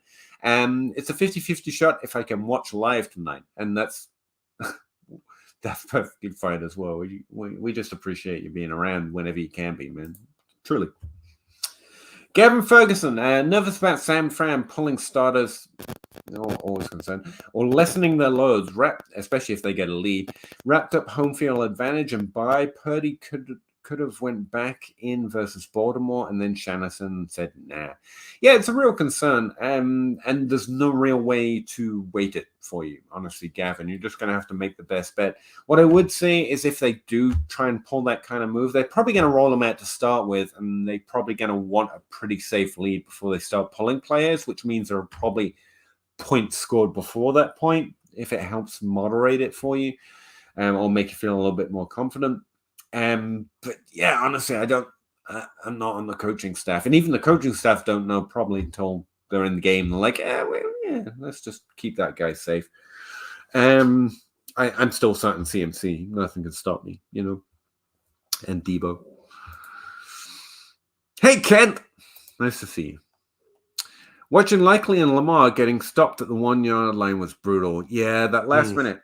Didn't he score a rushing touchdown fairly late into the game, though? I'm hoping Lamar won some weeks as well as lost some for others. Please, Ravens, cut Gus. Aw, not Gus of birth. He was one of the guys. He was one of the guys that we wanted to add cheap at the beginning of the year. Yeah. Here we are. Traded Bijan for CMC and a Dino champ. Yes, absolutely. Go win, Ken. You're good. Yeah, Ken, I like that. I know that value-wise, you probably lose a little bit, but you can also, once you win, turn around and trade CMC to somebody, or ride them again next year, whatever. Use them to win next year. Yeah. So use anchor bolts. Exactly. I believe it was the movie Bull Durham. There's a quote that was something to the effect of, "I love winning. It's like better than losing." Looking at Kincaid as the more expensive, more talented version of what McBride was this last offseason. I actually think McBride was a better both prospect. are wrong. McBride is better. Yeah, McBride is better, and he is more expensive, but he is not as talented as McBride. No. Underwhelming rookie year. He's actually had a relatively positive rookie year, certainly better than McBride. He's had a better rookie year than McBride had. Going to boom when Diggs goes to the Cowboys. I think Diggs predicting too many ifs there for me. But no, I think McBride's now that he's actually done it in the NFL, because for a while now, I've felt like I just missed a McBride. But now he's done it in the NFL, so he's translated. I'm back in on McBride was one of the better prospects I've seen at the tight end position as a receiver, at least, like head and shoulders above a Kincaid profile. I mean, there are two guys in this class that are head and shoulders above the Kincaid profile. Fair. One of them is the tight end 1 currently. Genji, league winner. The running back quality of this class really put a hamper on my 24 picks. No, but it did put a hamper on your running back picks. I mean, we have probably a difference-making tight end, a difference-making wide receiver, and several quarterbacks, especially if it's a super flex, are going to fill out rosters pretty well. And I've barely gotten into this class, and Zach says there are multiple wide receivers that are very exciting. Don't draft position, but you'll be fine. Like Marvin Harrison is the only thing I don't like on his profile is he's an often contested catch guy, and that sometimes is. But he's actually good Mike Williams, which makes him like T. Higgins plus. Malik Neighbors is great. I really like Xavier Worthley, who is out of Texas, who is like a small. He's you're gonna love him, Peter, because he's small. He's like 6 foot, like 165. Like he's but he's like fast, drives a lot of targets, can do stuff both. Before he's got the ball and after he's got the ball. Troy Franklin out of Oregon is really interesting. He's a bigger, he's 6'2". He can get over the top. Rome Odunze, who I didn't really love last year when I watched him, but he put another year of pretty good film on tape. He's a 4th-year guy at Washington. So, there's just there are a lot of really good wide receivers in this class just already, and I haven't even started to scratch the surface. I was just looking at that Devi data I put out a little while ago. Again, it's only up to 2022, but I was looking up Worthy. He broke out at a 20 and 30% threshold at age 18. I'm probably going to like this guy. 2.3 receiving yards per team. That's really high. Wow. What conference is that? 2.3? Who are you looking at? Worthy. In the Big 12? How's he not scoring higher in my model?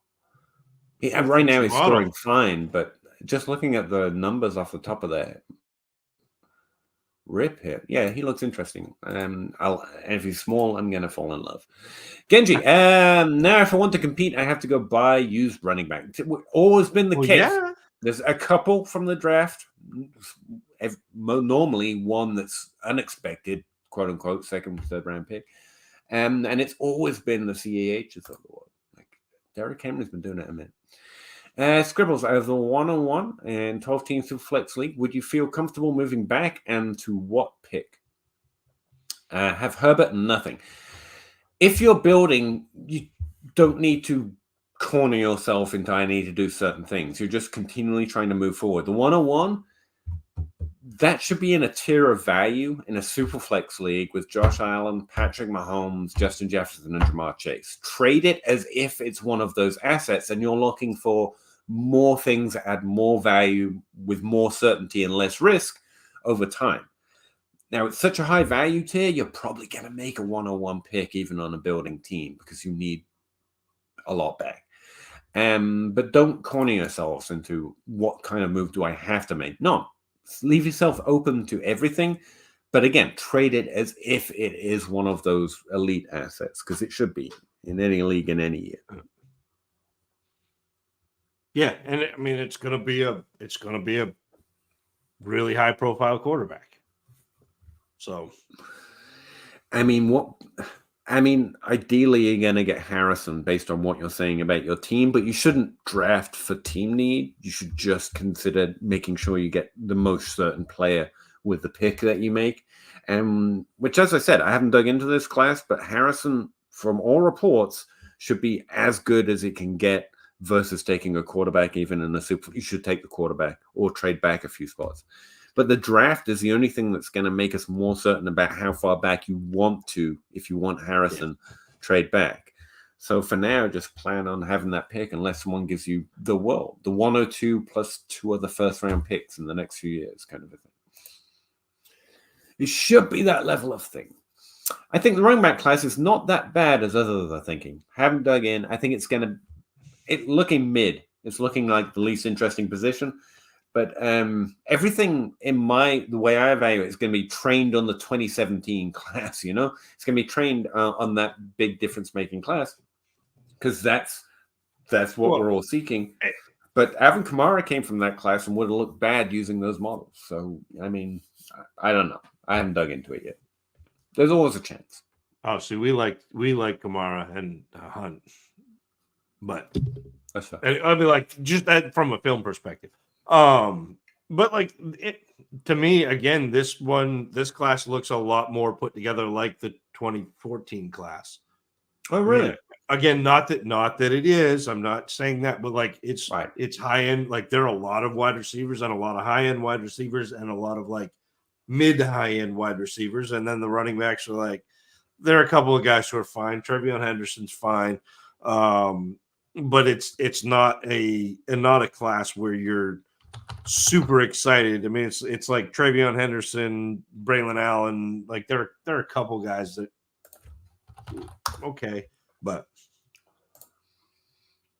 yeah, running backs can really change their stars over the course of a single season, so it's hard to say. But my average pre-draft model, I think scores a 9, for a first-round running back. Well, an 8 maybe it's an 8. I forget. I have 3 guys here scoring over 7. That's the best I got. Henderson, Carson Steele, and Braylon Allen. Yep. All right. There you go. It's fine. It's a fine score. It's just not a eye-boggling score. Right. Rasheen Allen. I haven't looked. Sounds like a good name, though. Genji, taking Bijan 101 in the 23 wasn't such a bad thing. No, it wasn't a bad thing at all. To be honest, looking ahead, I looked out. I was able to get Stroud at 105. Oh, perfect. In the same league, I grabbed Bijan Robinson. I would still defend, knowing the result, I would still take Bijan Robinson at 101. It's just the more likely expectation, and he hasn't busted yet. It's not a Trent Richardson type occurrence, who actually had a pretty solid rookie year, by the way. I have 0 Bijan Robinson. I've got him on one winning team as well. I actually drafted Bijan Robinson and Jahmyr Gibbs on one team that's going to win this year, but I traded Gibbs away to get Ross St. Brown, which still feels pretty strong. Scribbles, what would you do with Waddle? Trade for him. If I have him, I'm holding him right now. You're not going to get good trades. Obviously, very frustrating season with many injuries and being overshadowed by Hill for targets. It's not how I describe it, but cool. Still like the talent, but value is depressed. Yeah, it is. So try and trade for him where you don't have him would be. And again, when you're convinced of the player, and sometimes I get caught by this. I was convinced of Juju, and he never repeated after that second year. So I'm not saying it's perfect, but if you're convinced of the player and there's a dip, like a Burrow right now, like an injured TJ Hawkinson, if people don't like him anymore, I guess. but you're convinced of the player, you trade into those windows. And then if it goes wrong, like trying to figure out what I got wrong about Juju is the next step of my process. I still haven't figured that one out, by the way. Other than he was a second-year breakout, so I should maybe have been slightly less excited. It was just based on my rookie profile, and I think I double counted some co-founders. Basically. He's so much better as a 2 in an offense with a really good 1. Like, and again, that's simple. Yeah. Look, from an NFL perspective, that was like even like if I dig up my write-up of him. Like that was he's so good at beating zone coverage, and the way the NFL plays right now, where they play a lot of like junk, and they'll like cover the outside receivers man, and then they'll run some sort of if they're nickel or dime or cover 2 and that sort of thing. So like the middle is open, and he's so good at doing that. But if you don't have the guys on the outside that are actually driving the coverage and dictating that somebody like rolls over to help, then he's got a lot more congestion in the middle. And it's just, and he also got nicked. Like he got hurt a bunch. And so it's not. Yeah. But let me dare to try and ask a question about something that's about football, which is not my field. What's the difference between him and Cup? Now, obviously, there are a lot of differences, but I've heard you say Cup is also like someone who feeds on zone. So fall in between the spaces. Yes. So Cup eats zones, but also is really good and really okay. So he's got the other skill set too. Yeah, I'll find you my Cup right up. I'll dig. I only ever remember half of what you say, and I just remember that one part about Cup. That's the problem.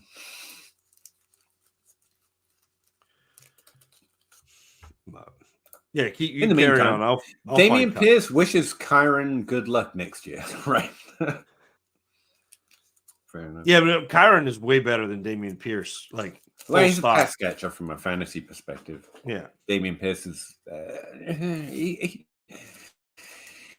he's if fine became a running back. The word fine. It's fine. Yeah.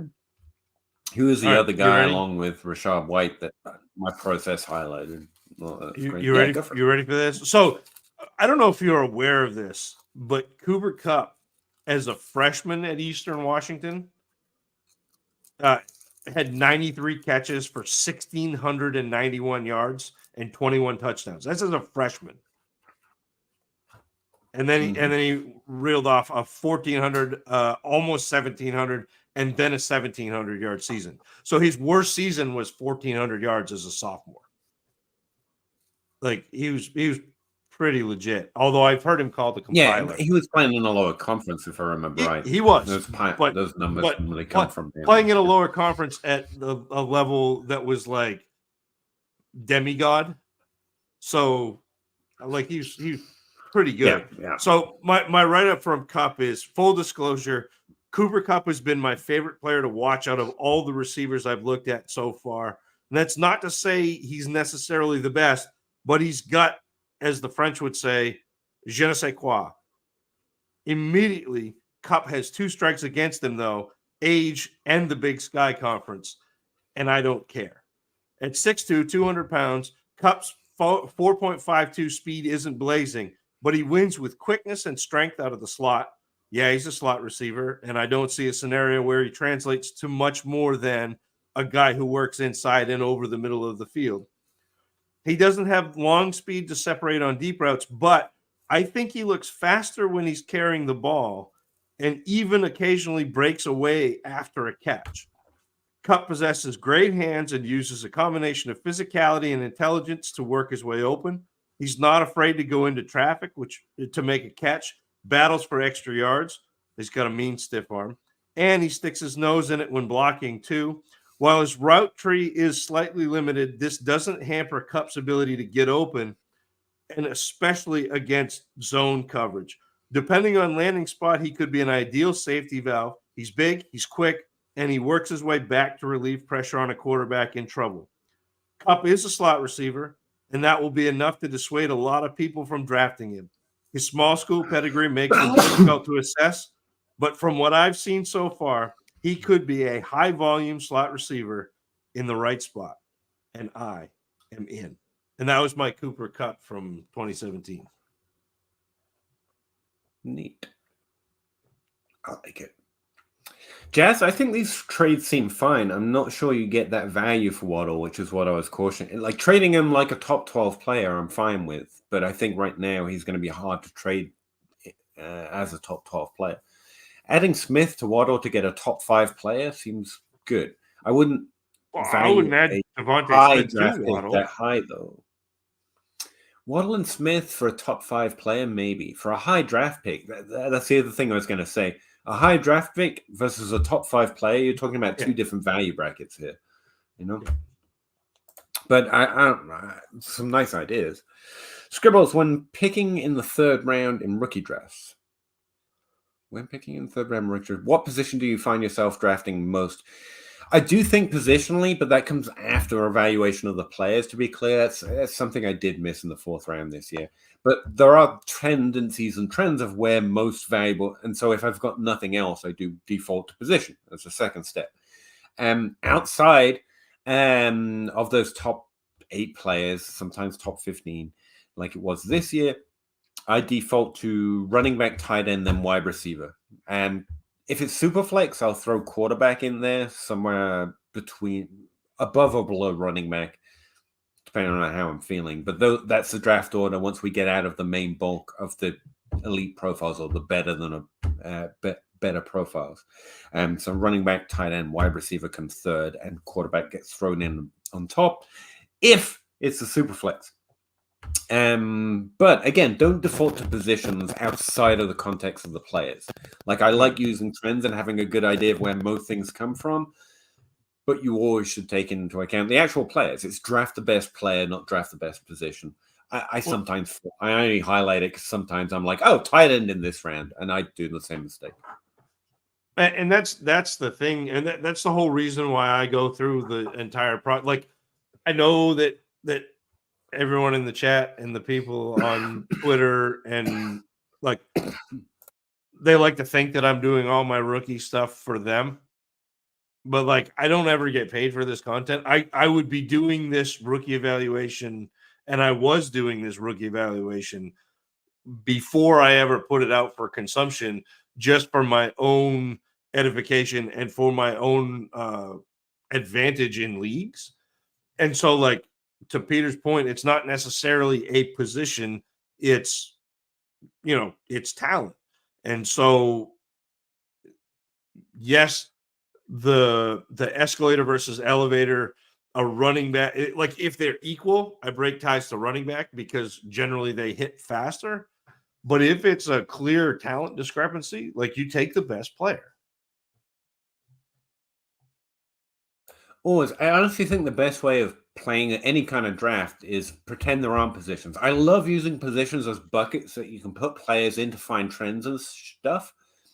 But ultimately, you draft as if there's one player, there's NFL roster spot, there's roster spot on your team. That's the way to think of it. And the way I know this is different than the way you do things, but the way I do things, where I score out the players, and running backs have a different number of categories. So like the overall number, like the raw number is higher. But if you divide by the number of categories, it gives you a score that's equal. So then I can sit there and put in, okay, it's these 2 wide receivers, then this running back, then this tight, and I have the ability to like see what I think of the players in the grand scheme of things, but also within the position. It's actually been something of a pet project I haven't got close to completing, but making my running back, tight end, quarterback, whenever I get around to having one, rookie evaluations score on the same scale. Like I want to be able to say where they fit in next to each other without having to interpret, but I can't yet. What else was I going to say about this? What position do you find yourself drafting recently? Tank make you lean, taking shots at wide receivers? No, never fall into position because of recent trends. Again, the fact that wide receivers hit in the second round a lot more often than running backs this year doesn't make that more or less likely the following year. Now, looking at the average, I have done that over, say, 20 years of NFL draft history, or since 2014 of DLF ADP. I have looked at what we get right more often, and it normally fades to running back in general. In most rounds, in most areas of most rounds as well, we tend to get running back ranks better than wide receiver ranks.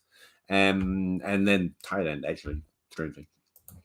Well, not strangely, actually, but there you go. But yeah, they're interesting trends. Again, I've got them posted. They're in my database. And to Zach's point, I wouldn't do this if I wasn't being paid. If no one wasn't giving me $1 on Patreon, this would not be happening.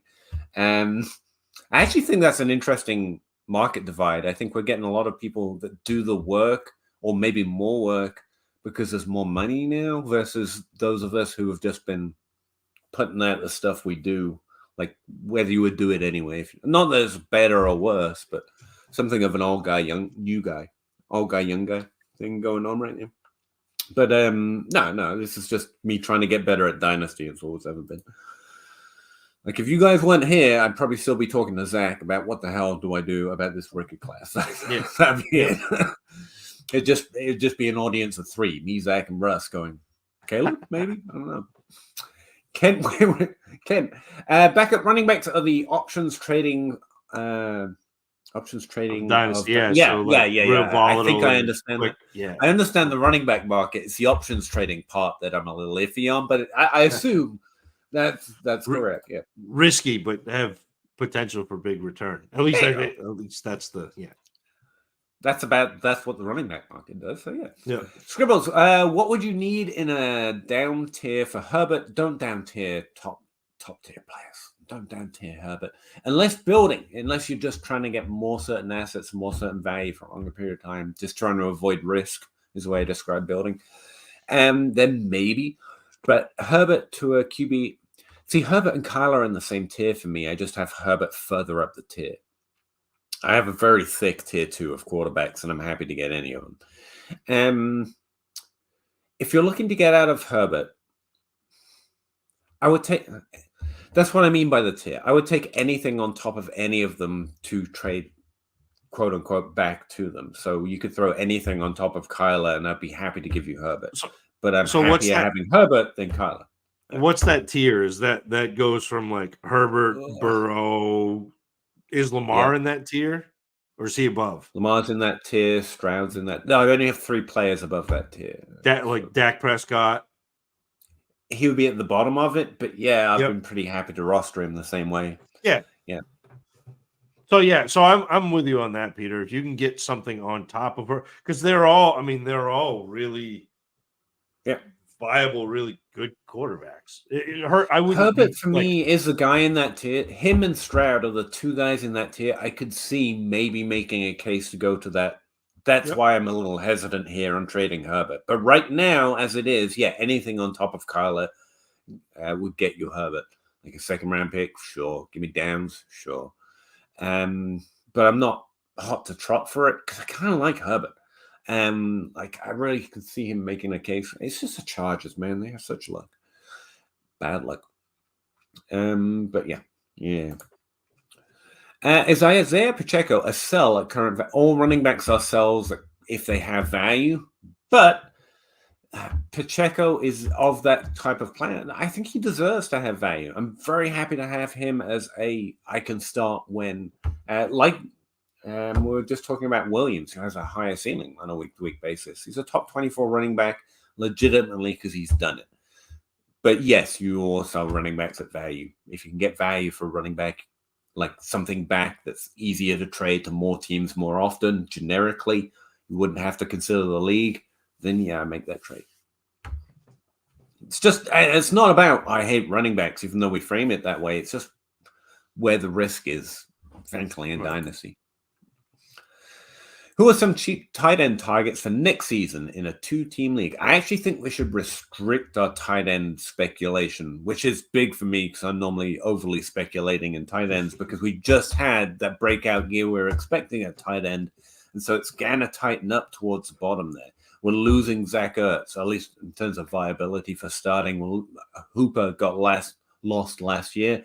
We're losing some of that back end. We now have a very, very thick top 12 of young guys. I hate the way I said that. Who are probably going to be more viable moving forward. They're going to be breakouts and surprises as there are for every position every year. But the chances that, like last year, this offseason, we're interested in McBride a little bit, but that's hopefully just hindsight.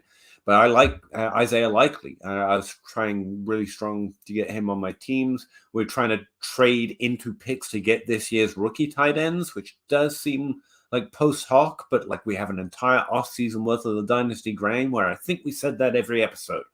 So I feel we can back that up. And if you need one, Mayer, but we are less. He was third on our list of rookie tight ends, and he's still there for me. I think he's still somewhat interesting. You might get him at a reasonable value, but I don't expect him to become, the other two in this class. And Kincaid's only had an okay rookie year for a tight end, remarkable, but an okay rookie year to start a good, okay career. It's really Sam Laporta. The real sneaky one. And I'm kind of disappointed that he's played as well as he had the last couple of weeks because he was completely under the radar. I went on, I don't know, 3 or 4 weeks ago on to Drinking and Talking Fantasy with Jake Trowbridge and Dustin Lunt and said Tucker Kraft is the guy you want in Green Bay. You mentioned him in the rookie. Yeah, you did. And he's still way down the list of tight ends, but has in the last 3 weeks scored 10.5, 15, and 10 fantasy points. Has started to produce. Yeah, and like I think he's a good player, and I think he will continue to be a good player. Now, if you're trying to get up into the top tier of tight ends, you're not going to. Right. But I've kind of seen him. Yeah. But like I could see him being a top 12 guy, and that's fine. If you get him right now at tight end 35 and he's top 12, that's a win. I think Kraft's an interesting name. I think Dolchich in the same vein, just because we liked him after his rookie season. He got hurt, which doesn't say much about how he can elevate or not. And so I think I've thrown him in a few trades and added him to a few rosters again, but I'm probably going to limit my tight end speculation for the first time in years because we finally had that breakout year, which makes it a little bit harder to hit, and also people are more interested in the position right now because of the breakouts that just happened. It just you might be able viable, but those two names are really strong. You might be able to get a deal on Freiermuth too.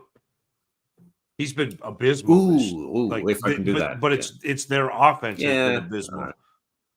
So, he's not a bad player, but this was the fear of coming into this year with Pickett.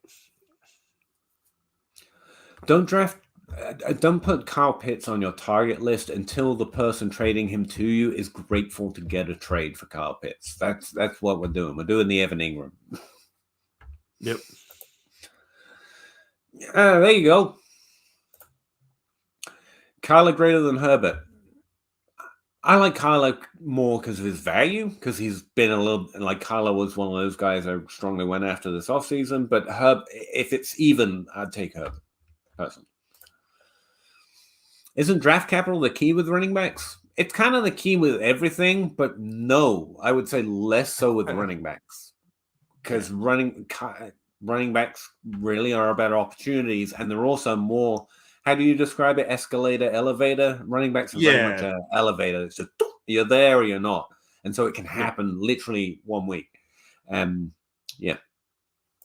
But draft capital is key to everything at this because at the end of the day, the NFL gets to say, the NFL gets to make all the decisions, and the NFL drafts the players, so that it weights a lot of what happens.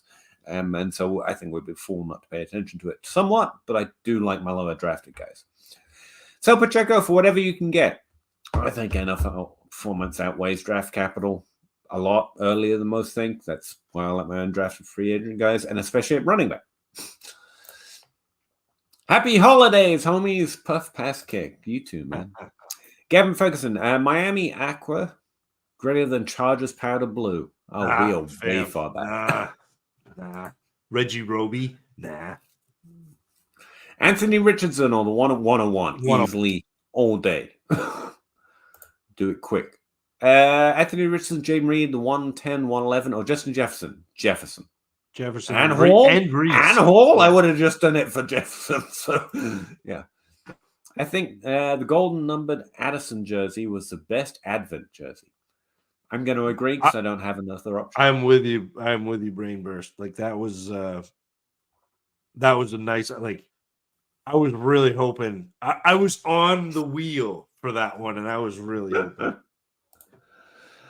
Steph Diggs is washed. I would take the under on an elite player being washed, especially a guy like Diggs, who's not a design.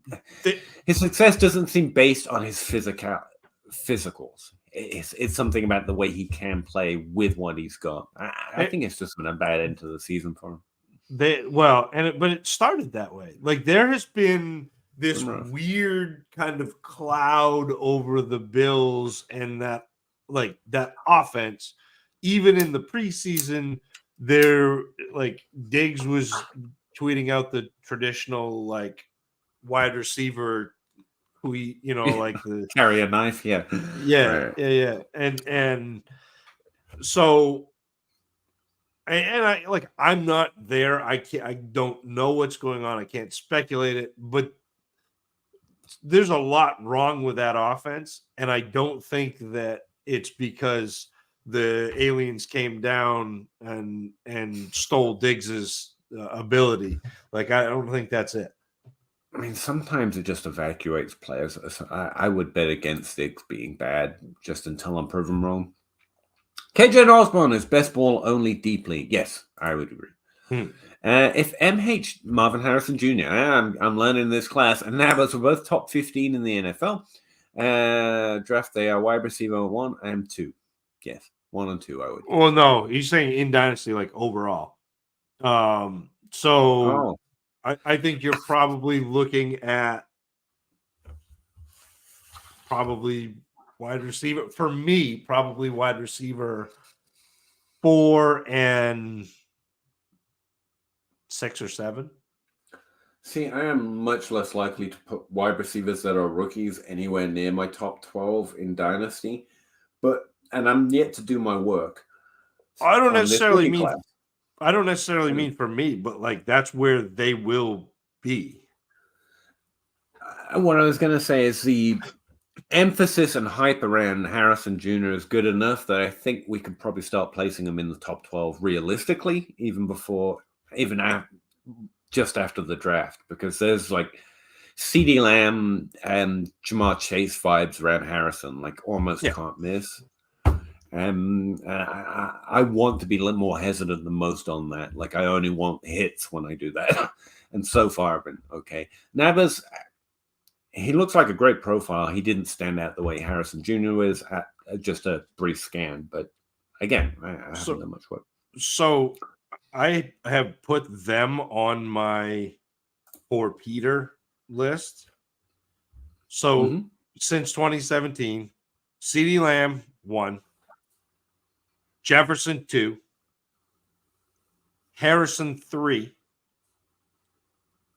AJ Brown 4, Rondell Moore and Jamar Chase 5, 6, Corey Davis, DJ Moore, Jordan Addison, Jackson Smith and Jigba, Malik Neighbors.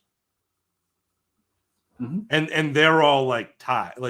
JSN, Addison, JSN, and Neighbors all got the same score, and then Cooper Kupp. So that's my list. Nice job. It's a pretty good list. I'll give you that. And Rondell Moore, nice job with those two. But out of the top 10, Malik Neighbors and Harrison are in that top 10 of the top grades that I've given out on film. Nice. Xavier Worthy's in there too. It's Cooper Kupp, Devontae Smith, Xavier Worthy. So I like this group. Amon-Ra St. Brown was pretty high up. I haven't looked at the list in a while. Rebuild with Trash and Stroud. Levis, Pickett, Hall, Roshan, Singletary, Pittman, Godwin, Ayuk, Sutton. You're trading for value a lot. Quentin Johnson is now valueless, by the way. Elijah Moore, valueless. Ingram's got some value. Has the 102 to the 105. That's pretty good. 109, 111, 112. What should I do? Players, should I draft? Players, should I draft? Draft the best player. I'm very far away from having ranks, but we've already gone over kind of how to play drafts in general, especially rookie drafts. All of that applies to that part of the question. Outside of that, yeah, all of this is tradable. The only player I would probably keep Ingram at this point. He's probably always going to be more valuable than you're going to get in trade. And Pittman too. Maybe Godwin. The rest, because Ayuk's got a lot more hype behind him. It's easier to find a guy who loves Ayuk. But the rest are, can I add one of my 9, the 1-9, the 1-11, the 1-12 to get a future draft pick and something for my roster? Stroud. Okay, let me say this again. Stroud, Hall are strong keeps. You're just keeping those two players. Everything else is up for debate. I think you probably have to keep Pittman and Ayuk based on value, because I don't think you're going to get what you need. And you have enough here to have a whole new team by next season if you can move some stuff around. And competitive team with value, everything that you want. If you keep Hall, keep Stroud, stay open on Pittman, but probably keep him, and just work the value, try and get usable players and 24 picks. Try and pair some of these players with those later picks, and you don't need any more. Maybe try and get the 101, but there's very little you can do there. But try and get more future picks while adding good players to your roster. That would be the generic way I'm seeing it. Zach, I'm kind of floundering here. No, Anything more specific? I am with you on that. Where having the 102, 103, 104, and 105. So having those 4 picks is going to be fantastic for you, right? All of a sudden, you've got a quarterback to go with Stroud. So now you've got 2 quarterbacks and you have 2 other starting quarterbacks, even if they're not great. Like maybe Levis decides to be a middle of the road quarterback. I don't think Pickett ever is, but they do start, so you can flex them in if you need to during bye weeks or that sort of thing. I'm with you. You keep Hall, and then figure out what you're going to do with the rest of this team. But you've got the ability to take a quarterback and then 3 wide receivers, bang, bang, bang, and 3 top-end wide receivers at the top of this draft. And then I think, Peter, you're exactly right, where you start taking that 109, the 111, the 112, and seeing if you can pair with a player and get back up into, 106, 107, into that range, and just take the top of this draft class, which I think is a really good place to be, and you can almost completely restart this team based on what you have now. Good. Yeah. This time, next season, you should be competitive. I really think you can get there. And again, keep Stroud, keep Hall, probably keep Ingram. It's hard to find a usable tight end, guys. And everything else, you can rebuild the team with the 2 to the 5. And you want 24 and even 25 picks in return. That's how far out your pick need is, 25, even on a rebuilding team, because you just need to have more eggs and more future baskets. That's cool. But I would strongly consider the 109 with Ayuk. How high up the wide receiver ranks can I move? Can I get a CeeDee Lamb? Probably not. He's been great this season. How about Jalen Waddle?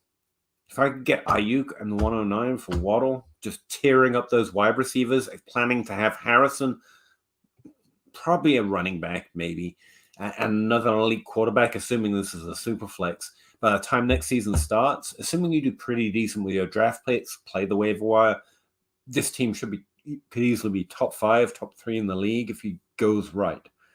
But yeah, everyone else is what can I package to move up the wide receiver ranks ahead to add to Pittman, to add to Godwin because he's older, so you're not going to get great offers, and make good picks with those first 5 picks and look for depth adds and future picks. I think you've entirely rebuilt I think at this point, you're just trying to execute what you need to execute. Really. With that many first picks and this many... I was going to say elite. You have Stroud and Hall. They're elite. I think Pittman's solid. I think Godwin's solid. I think Ayuk's solid. I think Ingram's, again, solid at that position. And everything else is depth. It's not worth much. But that should get you there by the next season easily. Outside of that, I can't think specifics right now. Sorry. They're both going higher than 10. That's unfortunately the effect that I'm concerned about here. Scribbles, Waddle and Henry for St. Brown will be my initial offer. St. Brown and Waddle are kind of in the same tier for me, but I prefer St. Brown over Waddle, so I guess adding a Henry at this point in his career. Yeah.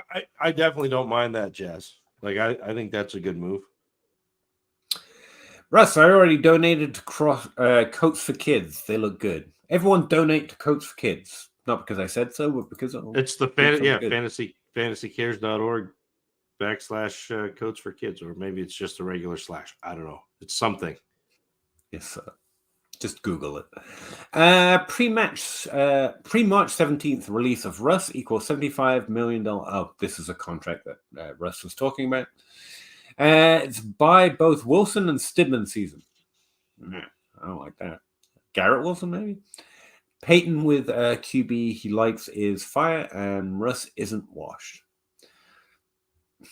He's going to be in another team. Yeah. I don't know he's going to ever be great again. What's our guy's confidence? 1-10 for 60-year-old Rodgers coming off of an Achilles tear and the worst season of his career, even playing one snap, worst season of his career, to come back to form and avoid making Garrett Wilson and the new DJ Moore. 1-10. Is Rodgers going to play? I don't know with that guy. I expect he's going to play again. He's probably going to be good still. Garrett Wilson is excellent. So I'd say 7-8. What the hell? Why not? Yeah. That's all based on if he plays, to be fair. That's the real question. They've got to do something. So even if he doesn't come back and play, they're going to put something there that's not Zach Wilson, which will be better for Garrett Wilson. Gavin, I would say you've been correct for their rookie seasons. Gibbs has been better in fantasy than Bijan this year. I would not rank it that way. I think the ceiling of Bijan is higher than the ceiling of Gibbs. And it's kind of the way I played that position. That was me, Zach. Okay. You guys were all pretty down. On who? On Gibbs? Hell no. No. On Zeke. Oh, yeah, we were pretty low. I was like, I want a different trade. Something to the effect. Yeah, definitely got that one wrong for you, Gavin. I've got the clip of that, Gavin. I'll because I was already going to drop it in the chat with Russ and no, solid call. Is it fair to compare CMC to Marshall Falk? I don't think I'm qualified. I wasn't around or paying attention with I know what his stats were, and historically I've looked at his points. But CMC, in my era of playing, is just that guy. He's just that dude. There's been very few to hit that tip. If that's what Falk was to you, if that's what you mean, sure. Historical patterns are also rough, always rough, especially with the running back position. It seemed more change than most between there and here. Zach might be the better one. He probably an NFL fan by then. I was in junior high when Marshall Falk came into the league, so I wasn't doing much NFL analysis at that point. But the only football I cared about at that point was the kicking kind. So to be fair, I think you knew more than me. But yeah, but in terms of Marshall Falk carried the ball 250 plus times a year and also had 100 receptions. So it was a little different than CMC, but not much. So yes, but Falk still. He was also doing it in an era where it was less likely. Yeah. So probably greater. Yeah, I mean, similar, but and he also played for 11 years, something like that. So from a fantasy perspective, most leagues would have been non-PPR. Standard, yeah. So it all balances out. Where's your top 10 Dynasty tight ends? Or who are your top 10 Dynasty tight ends? Also, is Kelsey a buy? Buy is a very strong word. I mean, within reason, yeah. People hate age, and I don't, especially at the tight end position. And also all the social media stuff going on. Yeah, which whatever. I'm trying to sign into my own ranks, and it's proving difficult. I don't know what to do. I made a joke. I haven't because somebody came out and was like serious that Taylor Swift had some effect on Travis Kelce and the Chiefs, and they cited like when they started and what the record was, and which they didn't have the actual dates right, so it wasn't actually what.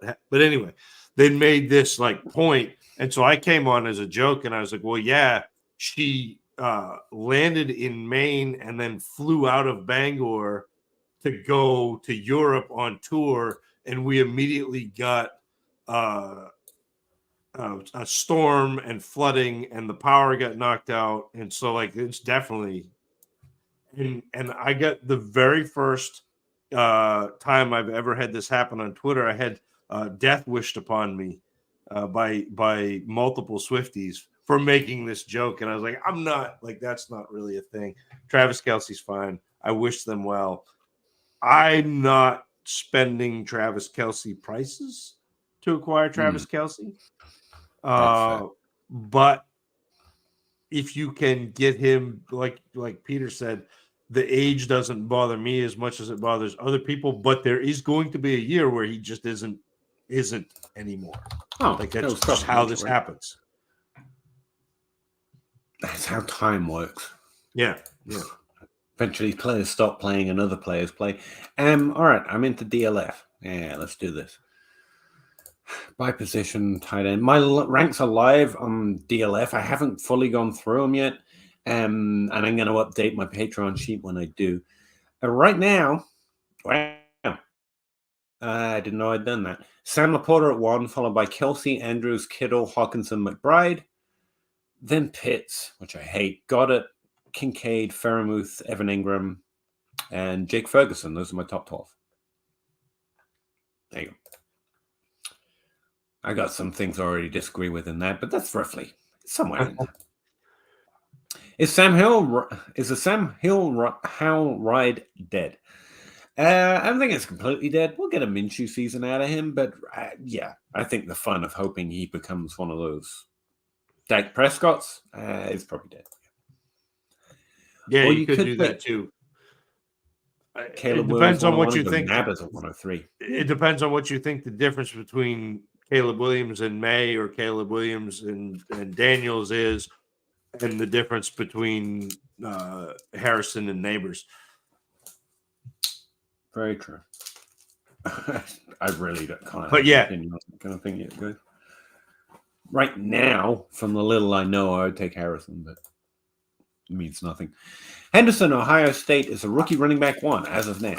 I don't think that's consensus, but I don't think there is a consensus. I've seen 5 different guys be thrown out as a running back 1. I have watched exactly 0 running back, so I don't have an opinion on that yet. I love David with Gibbs. Yeah, David Montgomery, is taking all those hard hits on first down. Yeah, I mean, that offense loves to run with a 1 and 2 as well. It also helped Big Ben throw the ball 600 times. Yeah, and now he's doing it in San Francisco. Like, CMC is not like a system running back or whatnot. He's just very good. I think that's what we're talking about. Oh, you're just talking about Juju. Screw you. Puka is proof. Cup is a system wide receiver. Genji. I disagree. Cup is a system. This is a fun conversation, but I'm going to leave it. Gibbs' balance is elite. Okay, that's a conversation. 14-team, 1 QB, non-tight end premium. Just acquired Andrews and have McBride. I was offered the 106 for McBride. Oh, yeah, 106 for McBride. I would do that. or the 102 for Bride and my 107. I'd rather have the 102, so I would do that. I do either, but I prefer to have the 102. I also have the 104 and would love to jump up to the top 3. Yeah, that's exactly my thinking as well. Yeah. And it doesn't help you at all to have 2 tight ends and a non-premium. I know.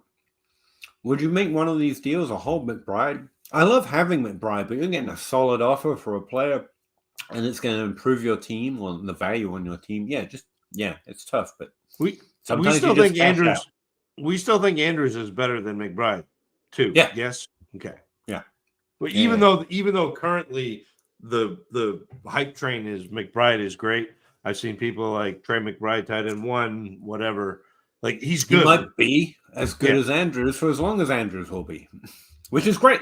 But Andrews is, we're on the same page. If I made that kind of deal for the 102, I could get Nabbers at 102, possibly Bowers at the 104 if I wanted to reload a younger tight end. Solid plan. Yeah, get the 102. Yeah, I think it's a great trade. Yes. Jazz also likes Tucker Craft. The 110 and Carr for Bryce Young. Superflex. I actually kind of like this. I think it's a way of squirreling away some value in like their nuts. Like doesn't seem to be there, but I think Young is young, high drafted, and I think he's got more to show than he was able to do this year. And he only needs to do it a little bit next year, and instantly this is a great value for him. So I would take that ride with Young. Yeah, I did that. And Carr we know what Carr can be. He's fine. I mean, don't undervalue solid points at the tight end quarterback position in Superflex, but we're aiming for a little bit more. Yeah. Tua, don't know what that means. Ferguson or Cousins, Purdy, Goff, don't know what that means. Andrews. UOO21? You got any idea? I think it's Tua, Ferguson, or Cousins, Purdy, Goff. I don't know what this means.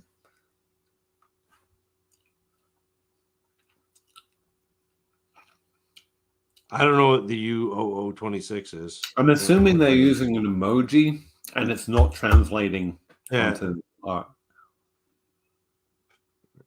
Tua Ferguson or Cousins, Purdy, Goff. That's a lot of quarterbacks on the other side. Sorry, Dynasty Sponge. I'm not sure. Maybe it's an and, like an ampersand. Ampersand? Tua and Ferguson or Cousins, Purdy, Goff, and Andrews? Just the Andrews side, right? Like one of the like Cousins or Purdy or Goff and Andrew. Like that's the only thing that I can think. Like one of those quarterbacks. Andrews. Be an Andrews or a second tier quarter, but good. Tua's in that. I think I'd rather have Tua than even with the positional advantage of Andrews. I think Tua is a positional advantage over those guys. I lean Andrews, but I don't think you're wrong, if that makes sense. Like I just feel like Andrews is a more sure positional advantage, whereas I'm not sure the difference between Tua and whichever one, like Cousins, is as sure as the difference between Ferguson, who I like a lot, by the way. I just put him in my top 12, and Andrews. Like I think that's just a little more sure. Lineup is Mahomes, Rajon Swift, Najee Harris, J.K. Dobbins, Gibson, Chase Brown, Jamar Chase, Waddle, Cooper, JSN, Jameson, McBride, Andrews, and Butker. Good. I like it. Yeah. If you had to put a reasonable amount of money on it, where would you say Russ goes next? To bed. Oh, different Russ. Yeah. I mean, Minnesota's a good. That's a good guess. Is that stupid? What did you say? Browns? Would they be that stupid to trade again? They can't. I don't think they can because that's all guaranteed money for Watson. Like that whole contract was guaranteed. Washington? I would hate to see it, but maybe Washington. If I had to put money on it, I'd take a stab at I don't Washington. know. There's a team that makes some questionable decisions. Could feel like it's just a quarterback away, even though it's probably a little bit more than that away. How disappointed them. They're looking for a reason to get everyone excited. Back to Seattle. There you go. If you had to put money on it, I like that. CMC, it could be $1 to be fair. CMC is to Marshall Faulk as Purdy is to Warner. Debo equals Bruce Ayuk equals Holtz. There's only one George Kittle. I like the last bit. So he's comparing him to the greatest show on turf. Yeah.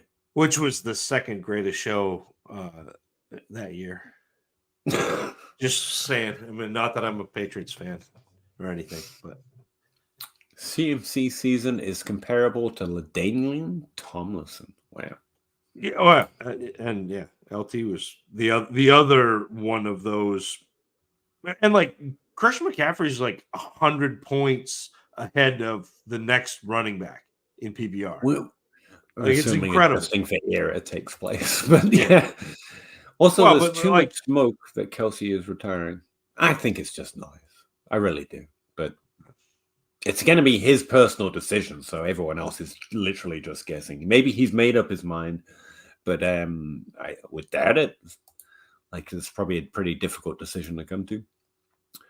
Sell, Kelsey. Yeah, for what? Also, Henderson is playing in the bowl game and is still considered returning to OSU.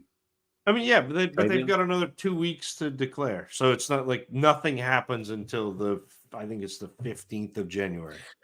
So well, no, before the rookie draft. That's really good. Yeah, before the NFL draft. And if he doesn't declare, whatever, the running back class is not great anyway. And it isn't what's hyping this class, put it that way.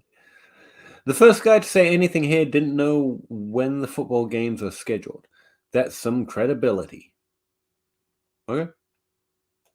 I think that was me, and I don't think I mentioned when the games were scheduled. No, I think it was Russ missed taking Keenan Allen out because there was a Saturday game. Oh, right. In his defense, he's got a lot going on right now. And also, he's probably going to win that league. Yeah, he definitely is. So, Gazerk traded Diggs for Waddle right before it got ugly. Nice. I mean, Waddle's in that tier, though. That's a pretty cool trade. Then traded Kittle for Andrews once I was out of the running. Nice. Yeah, I'd rather have Waddle and Andrews than Kittle and Diggs. That's a win. Yeah, in general. So sending McBride in the 107th to 102 is better than McBride. It's of a kind. It's where your risk tolerance is. You're giving more, but I think you're getting a significantly better asset. Yeah. And I don't know this draft class a lot, but just based on precedent history where the tiers often come, I can't see the 102 being not of a different ilk to the 107. You're either getting the QB one or the wide receiver one. Like it's pretty significant. Again, you got to hit your picks, which is a risk. But the 102 is better than 106 straight. I know more shots at the draft is its own compensation, but for me, I always go for that upside, and the 102 has it. Especially in rookie drafts, that's where I'm gonna. Maybe I miss and I lose, and it was a bad trade because of it. But that's where I'm gonna take my risk. Like, feels pretty good. Dynasty-wise. Pittsburgh, another spot for Russ, maybe. Yeah, it could be. It would be an improvement for them, so I wouldn't be against it. Yeah. I mean, right now, I don't know what Pittsburgh's got for. Of course, the cap is fake, but I think they're 24th in cap space right now. For the reason I was thinking Washington, though, is I think Russ is going to be, when he goes to another team, it's going to be a team. I don't think he's going to be able to charge or hold out for a good spot or a good contract. I think he's going to need to find somewhere willing. So Washington, Pittsburgh, similar kind of feels. I can see that. I don't know much about the cap situations. I don't study it, but New England. There was a time I think Bill Belichick would have been really happy to try out Russell Wilson. James Tucker for semi QB needing teams. Well, they take Harrison over QBs. You mean in the rookie draft? Again, same rule applies for me. You're going to draft the player that's better. If you're talking about the NFL, that ultimately comes down to whether one GM feels like being a cowboy or not. I don't think they should. I think they should take as many shots at quarterback as possible, always until they find one. In general, start 9 Superflex, start 11 Superflex. Any difference? Yes. Let's see, 9 to 11. That's 2, 4, 6. That's a lot of extra quarterbacks being started, and it just increases the value of the position. Yeah, that's like adding teams. It's the difference between a 8-team league and almost a 12-team league between 9 and 11. Well, and you're also starting 36 more position players. That's what I mean. It pressures from the position in a similar way from a different angle. Is what I'm trying to say. Yep. And so it does affect things. I don't think it's quite that direct, but yeah. As I suggested, Kevin, excellent profile picture. Washington is live for the top 3 pick and basically a lock for top 5. So it seems like that's where they will get. That's a fair point. Might, probably, yeah, especially in this draft class, from what I understand of it. Frustrated Flacco kicked me out of the players.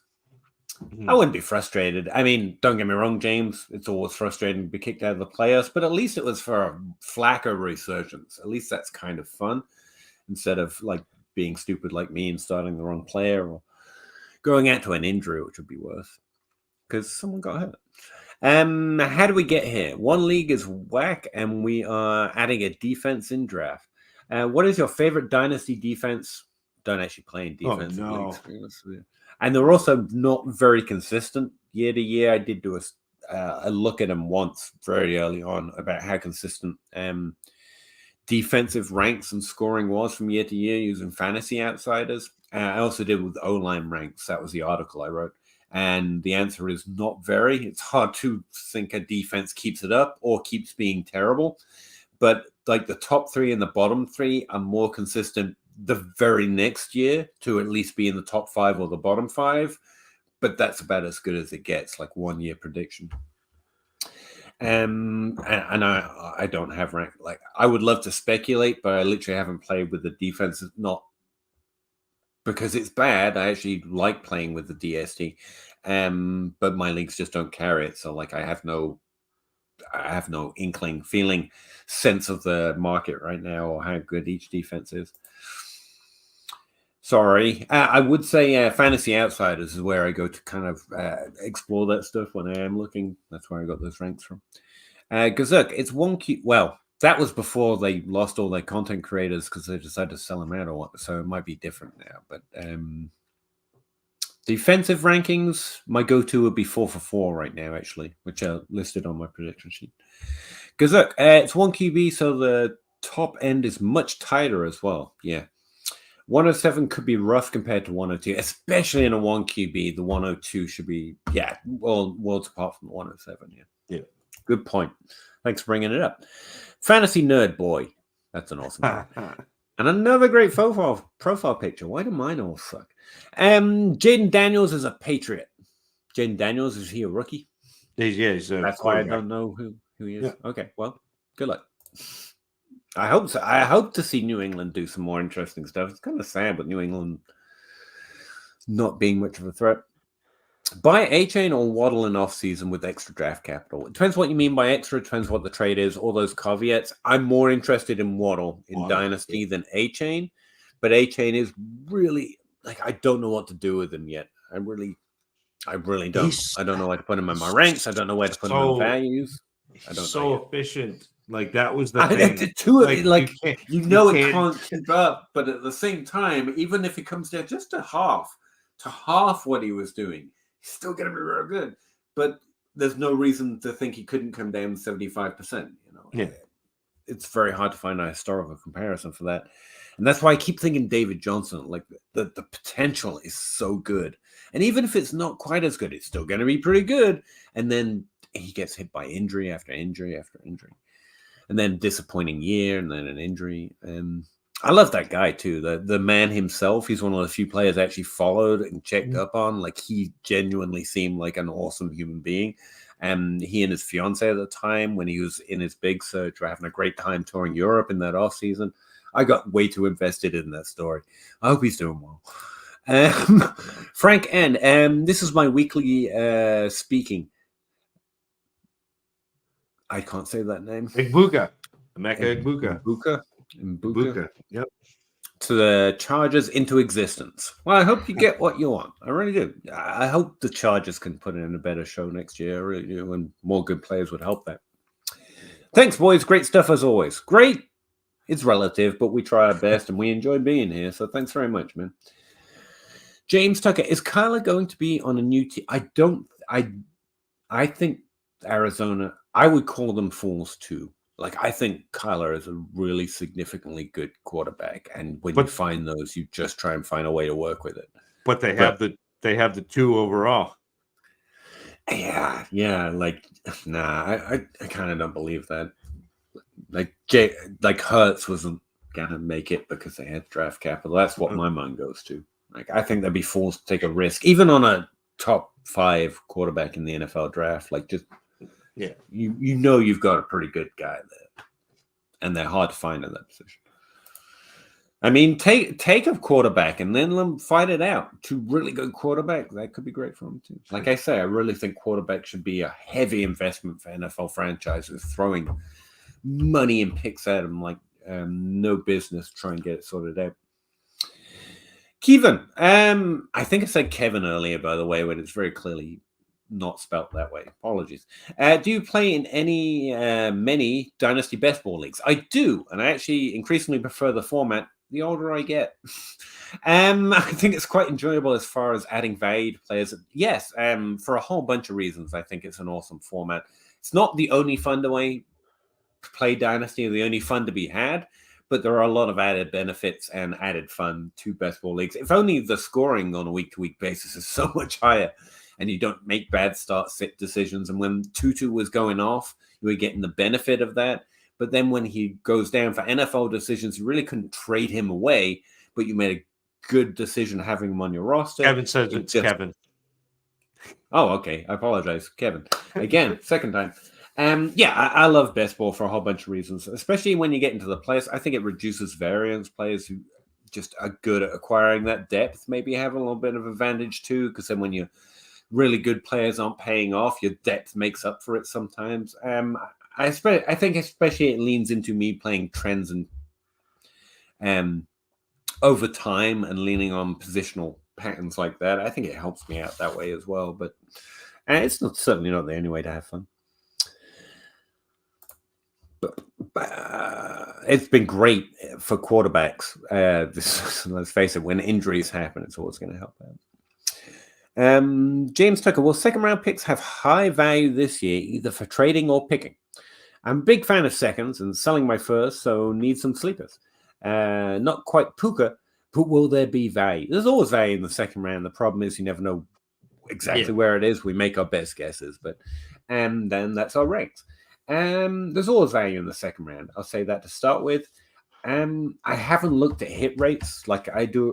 I think the process is working for expecting what's coming in terms of breakouts by looking at what's happened on a trend basis. I think it really predicted the tight end blow up this year, but it also predicted a running back blow up for the last 2 years, and that hasn't happened yet. And it doesn't look like this draft class is going to bring it about. And so, there's still some work to do. But I haven't broken it down, but I think we should still expect a few wide receivers hitting slightly deeper down the draft capital ladder to do more, because it hasn't been happening as much as it has done in the last 5-year cycle. So like the last 3 years versus the last 5 years before that. But I also feel like the wide receiver position is so thick right now, and Puka does a lot to regress that trend back towards normal. That I think it's going to be more running backs, best guess. But that's where you're going to be in the second round, looking at running backs more likely than not. But again, I'm yet to do my work or even look at this draft class in depth.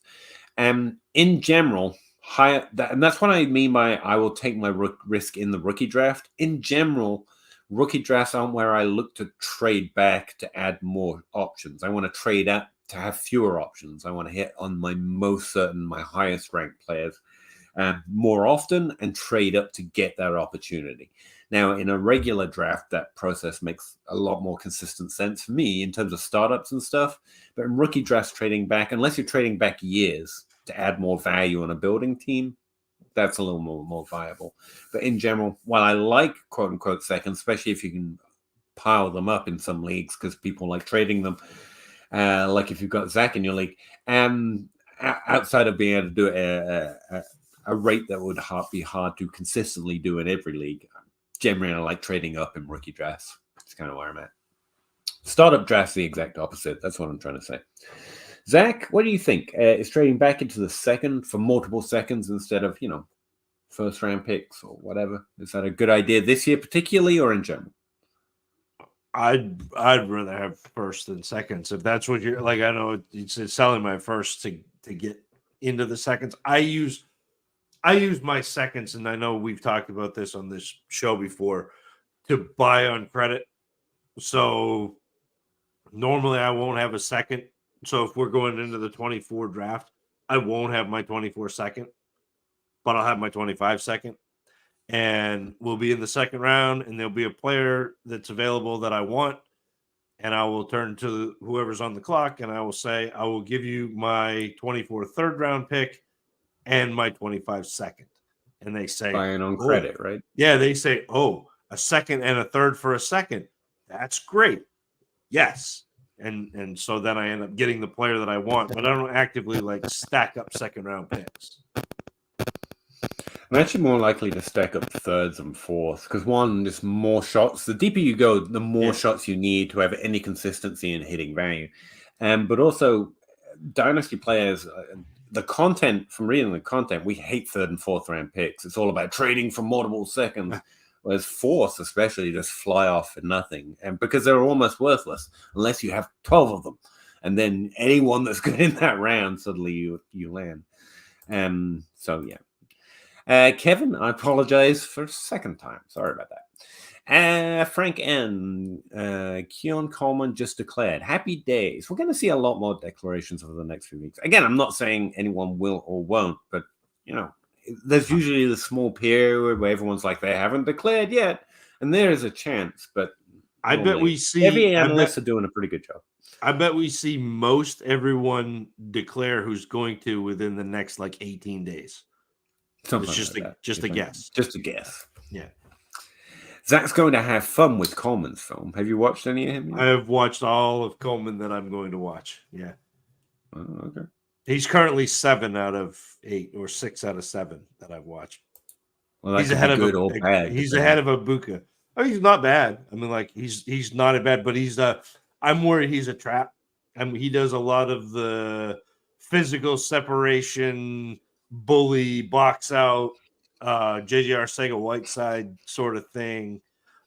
He's pretty good against zone, not so good at separating against man, but is good at separating vertically. So he's an interesting. I think he probably ends up, from what I hear, will be drafted in the first round. So you guys can. I heard the name JJ Arcega-Whiteside. I don't need to hear it. I would say you guys can all step on that landmine. Avoiding. Yeah. Got it. Russ in New England ain't bad, or Atlanta. No, Coleman's a lot better, a lot more versatile than Arcega-Whiteside, but I mean, you'd almost have to be. Yeah. Diggs to Green Bay. I hope to see good Stephon Diggs again, and I expect to, honestly. I don't know if he's going to have to see a team move to do that, but I think he's still talented, put it that way. James Tucker, my one league has no trade deadline. I enjoy leagues with no trade deadline. And I have Tyreek and Diggs, not in the playoffs. You should definitely be sending offers then. Should I start a bidding war? If possible, sure, make them pay more.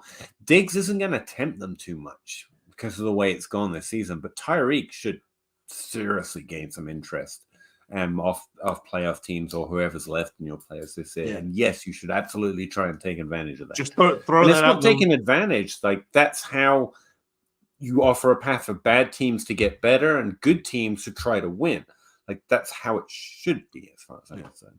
Throw that out in the Everyone should league be trying to chat. Be move. like, receivers are available. Who wants to win this week? Yep. That's the way we start. If Coleman so good, he didn't produce much, just like Benson. Just like it's like the money ball of Billy Bean. If he's a good hitter, why doesn't he hit good? That's it. All right, good to know. Ron T, good evening, fellas. Need to start three. Start six question. I'll try my best. For my championship week, we better try our best. Nico, Jaden, Zeke, Garrett Wilson, Jacoby, Ty Chandler. What do you guys think? I think I need to open my projection sheet. I think it's not going to be Mayer, so his volume's really dropped off. Right? Is it weird that I think Zeke is probably the one, like, real easy one? It's weird that I think Ty Chandler's going to compete. Can't be Nico. It could be without Stroud. Really, it's opening. Okay, I'm working on it.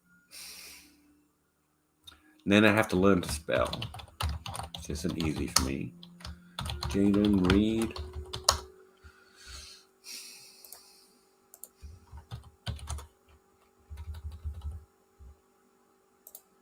Who else was it? Chandler, Garrett Wilson, Jaden Reed, Zeke Elliott, Nico Collins, Jacoby Myers. And I say Garrett Wilson, he's in there too.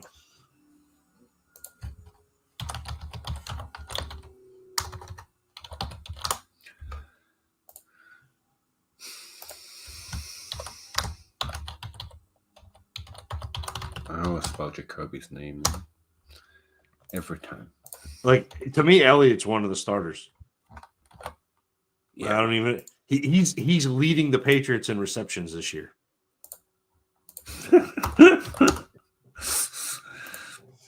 It's a weird year. Let's just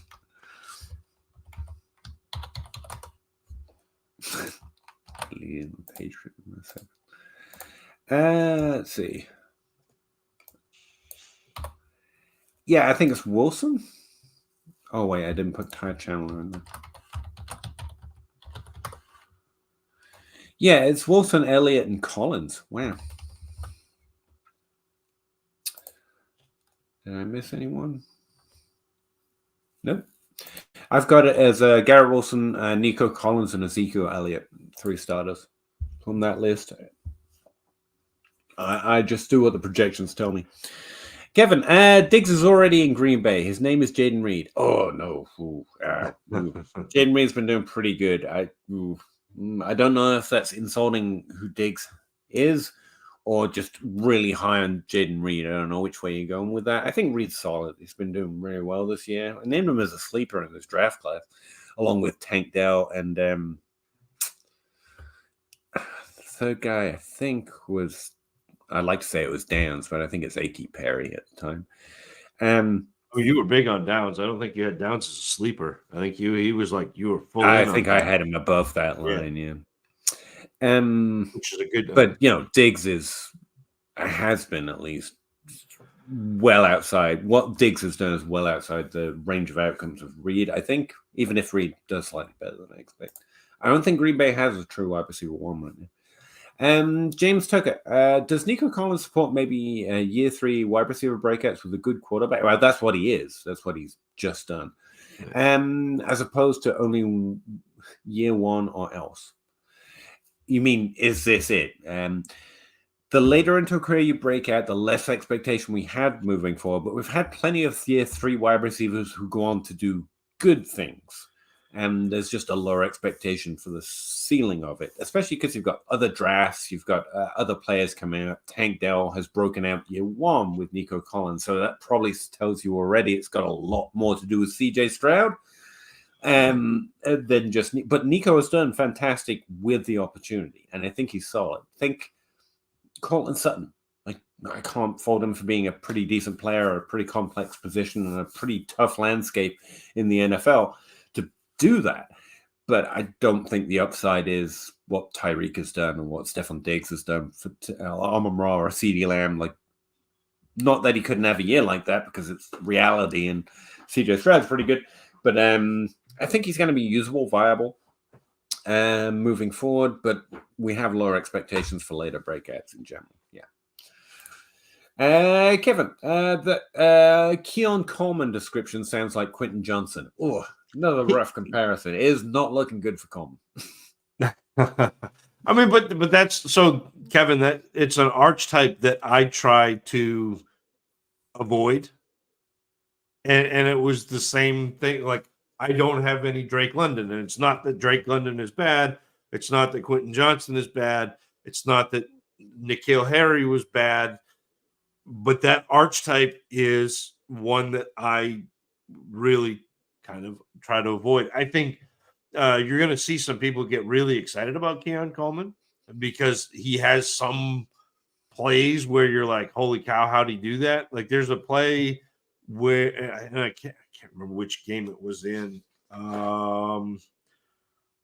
It was either the Syracuse game from this past year or the Wake Forest game where Coleman ran a route kind of across the middle up the seam, and the quarterback overthrew him by about 3.5 feet. And Coleman was like, nah, I'll go get that. And he caught it. And you're going to see a lot of people say, well, that's an NFL catch. And yes, it is an NFL catch. But it is also the reason why I watch between 8 and 12 games or 8 and 14 games is because I want to see what they do game to game consistently, whether it's good or bad over the course of their career. So I start at the beginning and I'll watch a few games from their freshman year and then their sophomore year, and then hopefully just the junior year, because most of the elite players leave after 3 years because they're elite players and they can go get paid. And I can watch the progression, but I can also watch the consistency. And so, like, seeing that play is great, but it doesn't hold any more weight than one play where he like went out and blocked on the end. Like, it's just a one plus, and he did this. And now if he does that every game and he does that 2 or 3 times a game, now we got something. But no problem, Ron T. Thanks for checking it out. James Tucker, Garrett Wilson, James Cook, and a late 25 first for Tyreek Hill, ETN, and a 24 mid first. Which side are you taking? Again, without context, I don't know if you're building, competing, if it's a 1 QB, maybe. But Garrett Wilson, James Cook.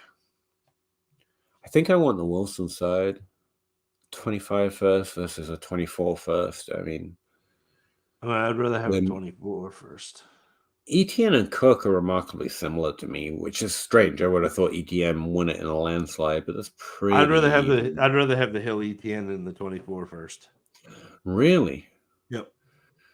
Yeah. Okay. Like the player that I want in this deal is Garrett Wilson. Is Wilson. But I prefer ETN to Cook and the 24 first to the 25 first. I prefer ETN to Cook. That's for and 20. Obviously, 24 versus 25 is better. Yeah. But the difference between Wilson and Hill in Dynasty isn't that significant to you? I mean, it's fine, but like the other 2 pieces make up that difference. Yeah. I think that's a fair answer. I was leaning that the value of the ages for Wilson adds up to more than the difference for ETN and Cook. But honestly, I can't argue with it. It's like I don't mind. Like I don't mind going and getting Garrett Wilson, like trying to trade Tyreek Hill to get Garrett Wilson, adding something to Tyreek Hill. But I like that deal. I think you lose enough on the other 2 pieces that it's like I don't want to make that deal. Fair enough. I think that's fair. Yeah. All right. Diggs was a popular rookie prospect comp for Reed, is all that it was. Okay, that's fine. That's great for Jaden Reed. Like, that's a strong compliment for Mr. Reed. I mean, I hope he lives up to it, but I mean, I would be astonished. Diggs. James Tucker, for that archetype, what is the most recent that actually hit? N'Keal, Harry, Quentin Johnson type. Was Higgins was kind of that? Like, he was in that, like, a similar ish. I guess Mike Williams, quasi. I was going to say, from what you're describing, Harry and also Higgins wouldn't have been in that category for me because I'm categorizing differently. Oh, they were. Mike Williams is the one that stands out in my head as far as hits go. But to me, N'Keal Harry was a lot more similar to Quentin Johnston because, like Quentin Johnston, they try to get him work close to the line of scrimmage or a jump ball, and that's what N'Keal Harry was really not at his best as a jump ball receiver. He was at his best on like a 5-yard slant out of the slot, and then that's kind of what I saw him as. Yeah. Which, I'm just hypothesizing based on his age. So, I mean, what do I know? Yeah, there's not many. James Tucker, in a bad running back class, will a running back go? Yes, a running back will probably go top 6. In a super flex, maybe not, if we're smart about it. But that's what I mean by Bishop Sankey year. Like, I don't think we're thirsty for running backs. If there's a decent prospect and a good landing spot, we're desperate. Someone's going to start going, you'll be a fool not to take a running back. Look at the hit rate. There won't whether be, it should be or not is different. There won't be one in mine. I don't believe. Okay. I don't think that there's a running back in this class that can get into the into where, I mean, they'd have to be above Romo Dunze to get up in there, and I don't think there's a running back in this class that can do that. Well, we'll see. I mean, I haven't watched enough of the running backs, and I still have a bunch of wide receivers that I need to look at too. So this is going to be an ongoing. One more. Oh, sorry. Ron T has one. I haven't literally done nothing. Ron T, I have one more. In Dynasty, would you rather have the 101 and 103, Harrison Jr. and Drake Meyer, or which would you rather go for if you had those two picks? Marvin Harrison Jr. and I guess the QB2, or the QB1 and the wide receiver 2? I think we were talking about this based on someone else's question. Based on the very little I know so far, I want Harrison and whoever this QB2 guy is in a Superflex. Just more certain upside at wide receiver for me. If I'm as certain as currently I'm expecting to be on Harrison, which isn't to say for sure. Nabas look great. Harrison looks like a different kind of great. And there's very few prospects that stand out that way to me. But again, I'm barely brushed against data without the 23 year. So with quarterback evaluation for me is a lot more, I kind of take consensus. And so I'd rather bet on my evaluations when I can. And that's the only difference maker. Process-wise, you take the best quarterback in the Superflex. That probably should be the answer.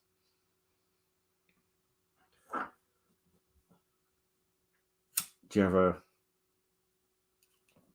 preference? I haven't seen the quarterbacks yet, so like it's hard for me. Like I prefer Harrison to Neighbors, but I don't know if that gap is enough to between Caleb Williams and May. I don't know yet. So fair enough. James Tucker, who's the most sure safe rookie running back so far? That's got to be a you. I don't know a thing. No, I haven't watched running backs yet. I don't think there is one yet. Yes, Harry couldn't separate in college. No idea what anyone saw other than Bill. Well, I was talking market share at the time, and I can literally show you my notes and also still the market share. That's why I like him. He was a volume hog on a fairly competitive conference with a decent draft capital. I was like, yes, that guy. That's simple. Kevin, the type of manufactured touch situation reminds me of Burks. Manufactured touches. Different, though, to me, where Burks was a little bit more raw. Like, you'd see it with Burks, and then, like, it was kind of inconsistent. Whereas these other guys, it's not like Burks wasn't a down the field like separate with physicality and verticality. Burks was he'd run a route and it wouldn't be quite as clean as you wanted it to, so he'd separate and then lose separation. And so that to me is different than not ever having the separation or using your physicality to gain separation at the catch point. Interesting. Semantics, but to me, they're different. Well, devil's in the details. It sounds like, not that I know I had a film evaluate. Ron T thought so too, and the person who has the 102 and the 104 also has the 104. So trying to get the best 2 out of those 4 loads of life. Appreciate it, fellas. And again, Ron, it's your team. Honestly, we don't know the future, and both seem like solid options. So do what you want, but we try to offer an opinion, or actually what I would do, and then if you want to, you can come blame me if you make the same decision, but definitely make your own decision. I'm not saying that is definitely the right answer. It is for me, but I've been wrong more times than I care to count, and I count them. James Tucker, any rookies from this past year that did not perform that you're still in on? I mean, we did mention the running backs just because the nature of the position. So you got Bigsby, you got Charbonnet kind of still waiting in the wings. Roshan a little bit, I guess. Kendre Miller. But wide receivers are very much a put up or shut up, especially even in their rookie season. And I'm somewhat disappointed with the way Downs finished his rookie season. Tank Dell fully sold on, as well as Addison. JSN's borderline, but looking positive. He's been great the last 6 weeks. I know you don't do splits, but no. With rookies, I get it. Yeah, but this was exactly what. We talked about this at the beginning of the year, and this was why I drafted Addison over JSN, because I thought Addison would produce really. JSN would be kind of a slow burn at the end of the year. He'd be pretty good. Literally the alliteration of what we said as well. I said, yes, but he does have to do it by the end, which he has done. So, you saw the full art. It's a really interesting season. So I don't really do the still in on after bad with wide receivers. I try to avoid making excuses at wide receiver because it's so harsh. It's such a steep cutoff if they don't early. Tight ends, obviously, you have a little bit more leeway, but the tight ends in this class kind of paid off. So maybe Mayer. Maybe people don't recognize that Mayer still has more leash. Again, not to get into the top 2, the top 3, but the top 12, sure, maybe. And then the running backs already mentioned. So, yeah, and Bryce Young, I'm willing to go with that draft capital and that rookie accuracy. At least to expect that I can still trade him at value mid-season if he hasn't shown more next year. Maybe. Yeah. Aaron Jones or Pollard this week?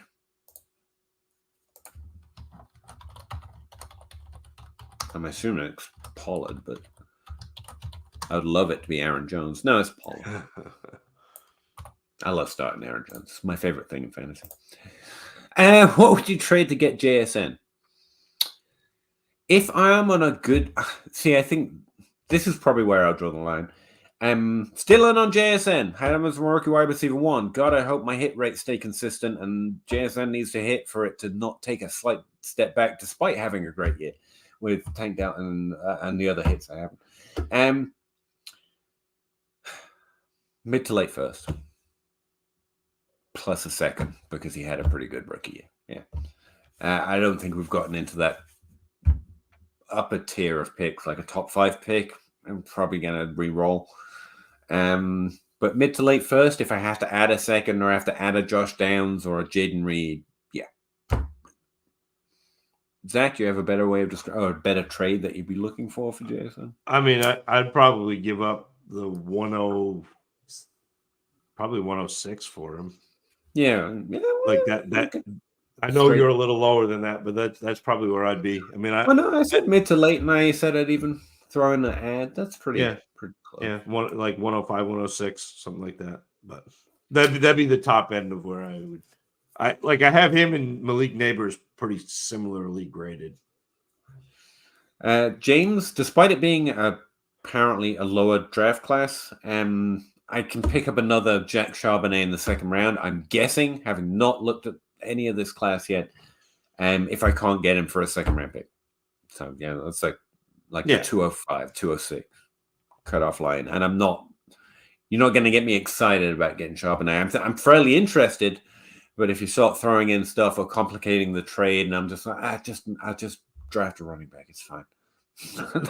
Then that's the way I would treat it with Charbonnet, with Bigsby, with Roschon. It's like, not that I don't care about the player or I'm being flippant about the player. It's just I'm playing fantasy. I'm hoping they have real NFL success. It's different. Kevin, would someone like Tillman, who was behind, this is what we were just alluding to with JSN. Slow is fine. An excuse is not. JSN got there by the end, and that's what I said I needed to see. I won't make excuses for wide receiver because of target competition. Good players get targets. If you don't get targets, it's because you're not the former. Relative to fantasy, I'm not actually trying to have a take on, who this guy is in the NFL, trying to live a dream, fully rooting for him. But even as a prospect, he was I hope he can be a deep ball guy on some team and have some plays, and a best ball guy kind of was the upside with Tillman. So no, Amari and Elijah do not excuse Tillman or elevate what I thought he was from his rookie profile at bare minimum. Target competition in general will not be a good excuse for me. I don't think targets vacate in the same way I don't think wide receivers are held back by the other players on the team. Now, the ceilings can be this. I will go that far. Like if you have DK and Tyler Lockett on your team, then only getting to 17% target share on the season and only having, 30% of his weeks in the top 24. All right. In the same way that Odell Beckham Jr. and Jarvis Landry in college were both really good prospects, but not great, but then went on to have multiple top 5 seasons themselves in the NFL. Like it muted their ceiling in college a little bit at LSU, but they still were clearly showing up as good.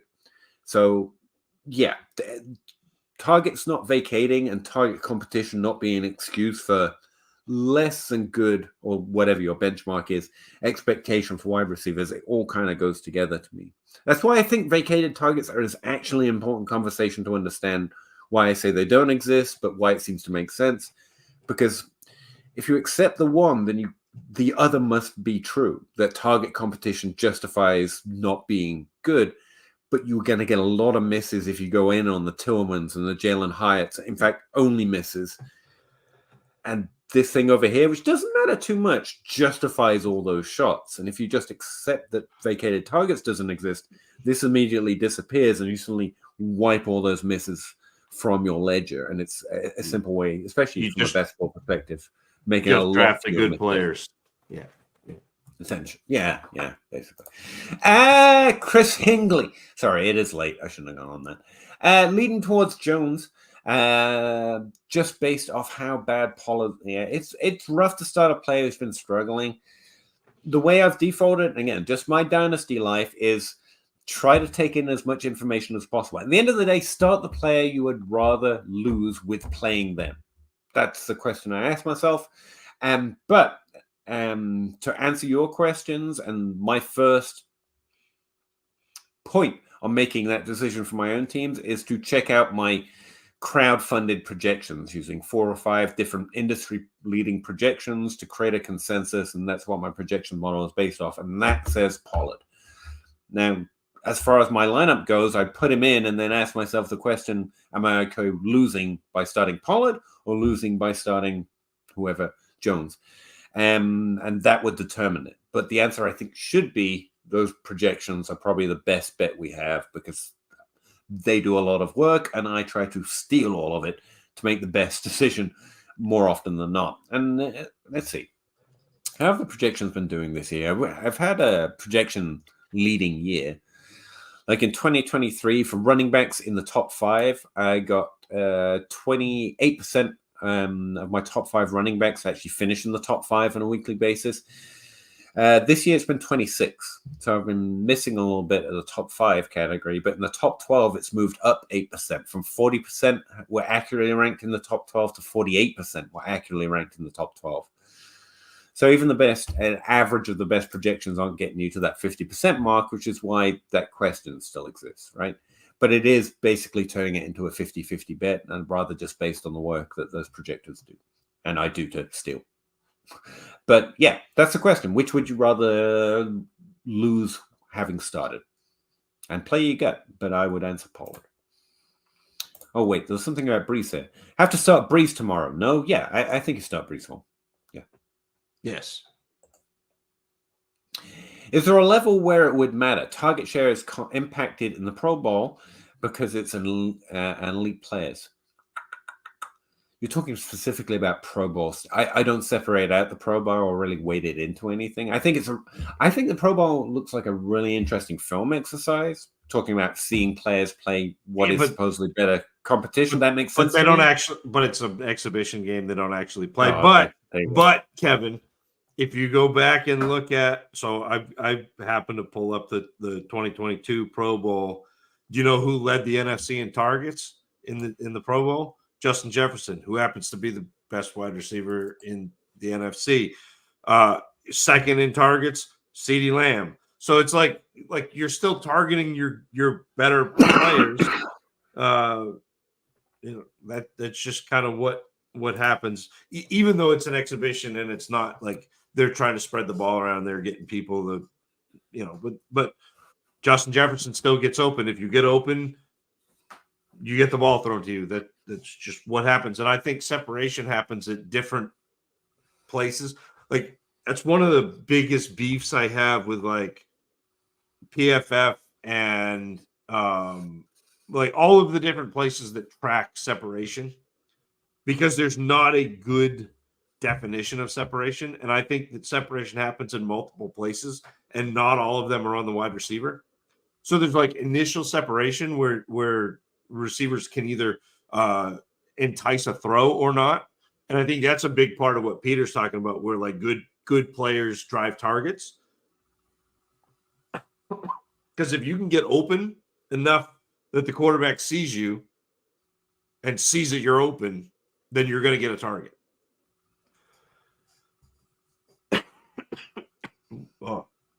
But you can also be open and then have a quarterback that throws you a ball that now all of a sudden you have to kind of slow up to get. Now that separation is gone.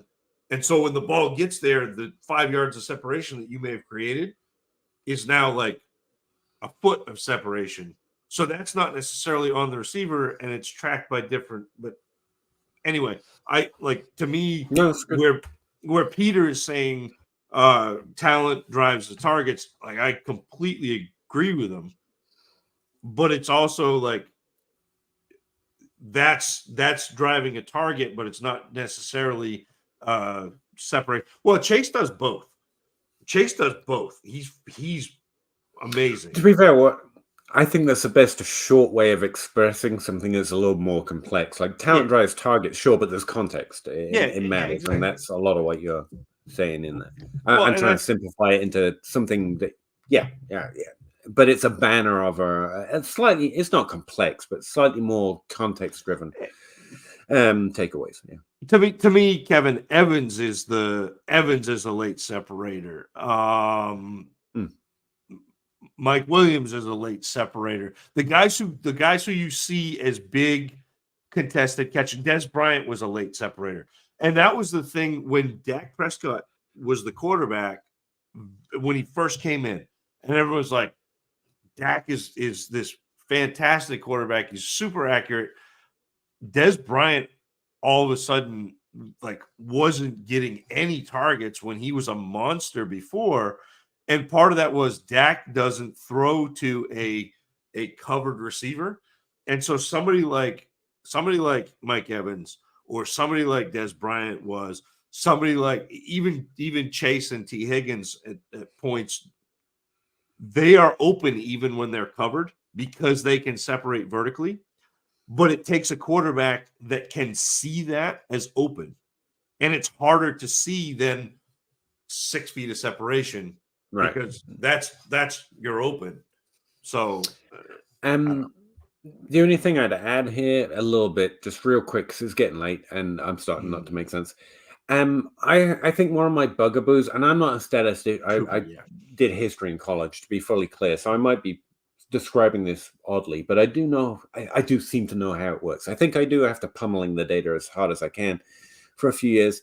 I think this is one of the main ways numbers lie to us in terms of what is statistical analysis and what is just a number, like 4 or 5, or it's as good as the eye color of your mother's maiden grandmother. You know, it tells you as much. Some numbers are like that. And the way it becomes statistics or statistical analysis is a sample size. And any target share from a single game is nowhere near enough data to consider it a statistic worthy of analysis. And in a Pro Bowl isolated game like that, it's good for creating a narrative because you can take into account all that context. But then you understand it as a narrative. He got the target share against tough competition, and here's all this other analysis to go with it. You can start building a narrative of why that works. But if you think of it as a number or a statistic, a target share in a single game out of like its own sample as a statistic, it's start misleading you. You got 40% of the targets. 40% is a good target share number, but that isn't a target share number. It's just because it's this small sample event that doesn't really relate to anything else. So you can't use it as a good target share isn't what would usually be a good target share in this weird single sample event, if that's making sense. I think it's one of the main ways numbers both get a bad rap when it isn't deserved and a good rap when it's not deserved, because without significant sample size, numbers do not have any value. They're just outside of adding context, adding a narrative, and putting a lot of pieces together to try and pass out a lot of individual decisions that we're not in the room for, which is like, you know, what do the coaches try to do in the Pro Bowl? Are they trying to feature their best players? Are they trying to just keep everyone safe? Are they trying to highlight someone they personally think needs more attention? And if you can piece all that together, you can create a good narrative that gives you more information. But the number, the target share, what isn't a good target share, we have no context for what isn't a good target share because it's a small sample event. If that makes some sense, like that's the only thing I can add from don't get that kind of target share confused with target share from their season or their games. It's kind of incomparable. This also goes back to and Kevin, you probably haven't been around with us long enough to hear us rail about this, but 4 teams a year support 2 top 24 wide receivers, and that's because they have 2 good wide receivers on a team, which means they both driving targets. So it's the Waddle Hill, it's the Chase and Higgins. It's the fact that it's not just that one player is going to emerge as the talent, but if you have multiple talented players, you're going to throw the ball more because you're going to be successful throwing the ball to those players, and you're going to throw to them because you are successful throwing to them. It's the kind of thing you have to build your own sample size on. For example, for a while, I forgot to do it for 2022, apparently, but I've just been keeping notes as like a side project of who stands out in the Senior Bowl. Because a lot of people are really into the Senior Bowl, just to see how relevant that is. And I went back a little bit into before I was paying attention, but also the years that have gone by. And like in 2021, Mac Jones, Josh Palmer, and Michael Carter stood out in the Senior Bowl. The draft picks were the 1st round, 3rd round, 4th round. So Mac Jones feels like a hit, but the other two, I mean, I actually kind of like Parker's profile a little bit, but Palmer's profile, but he definitely hasn't paid off. The year before that, though, 2020, Herbert, who was actually a lower touted prospect coming in, it was a surprise that he's so different than he is. And Antonio Gibson hit. He was drafted in the 3rd round as a running back. That's definitely paid off, so it feels like good. But then you go back to 2019, and you've got Hunter Renfrow, kind of paid off, but also Terry McLaurin and Deebo Samuel were both noted as standouts, but also Paris Campbell. And then you go back a year before that, and I've just got Kupp noted a year before that, Dak Prescott a year before that, David Johnson, and then back to 2008, because my notes get kind of sketchy before I remember, and it's just Matt Forte. I seem to see a lot of hindsight familiarity with what actually happened the further back I go. In the years I actively was noting these down, it's Josh Palmer and Michael Carter and Hunter Renfrow. And then we get back to, remember when Cooper Kupp proved it? I don't remember who was standing out in Twitter on draft season in 2017, but I'm sure there was someone else. I think, and again, I haven't made enough notes for enough years to know, but it just feels to me, after only doing it for a few years and trying to backtrack through Twitter mentions and stuff, like we forget pain, we remember pleasure. And I think Pro Bowl and Senior Bowl standouts are somewhat suspect still. But again, I'm trying to build out myself. I can't say that for sure yet, but I'm trying to build it out. But that's the type of thing you can make your own narrative sample size on, if you know what I mean. I don't know, just an idea. If you remember more than I do, because I've barely been paying attention to the NFL for 4 or 5 years, and you might be better at it. That's why I mentioned. You guys rock. Thank you. Love Dynasty, and you guys are amazing take. Thanks, James. Appreciate it. We're trying our best. The rest of this is all stuff we've answered. So I think, Peter, okay. I think we're here. I think we are. I think we can look over there. We got to go to bed, guys. Thanks, everyone.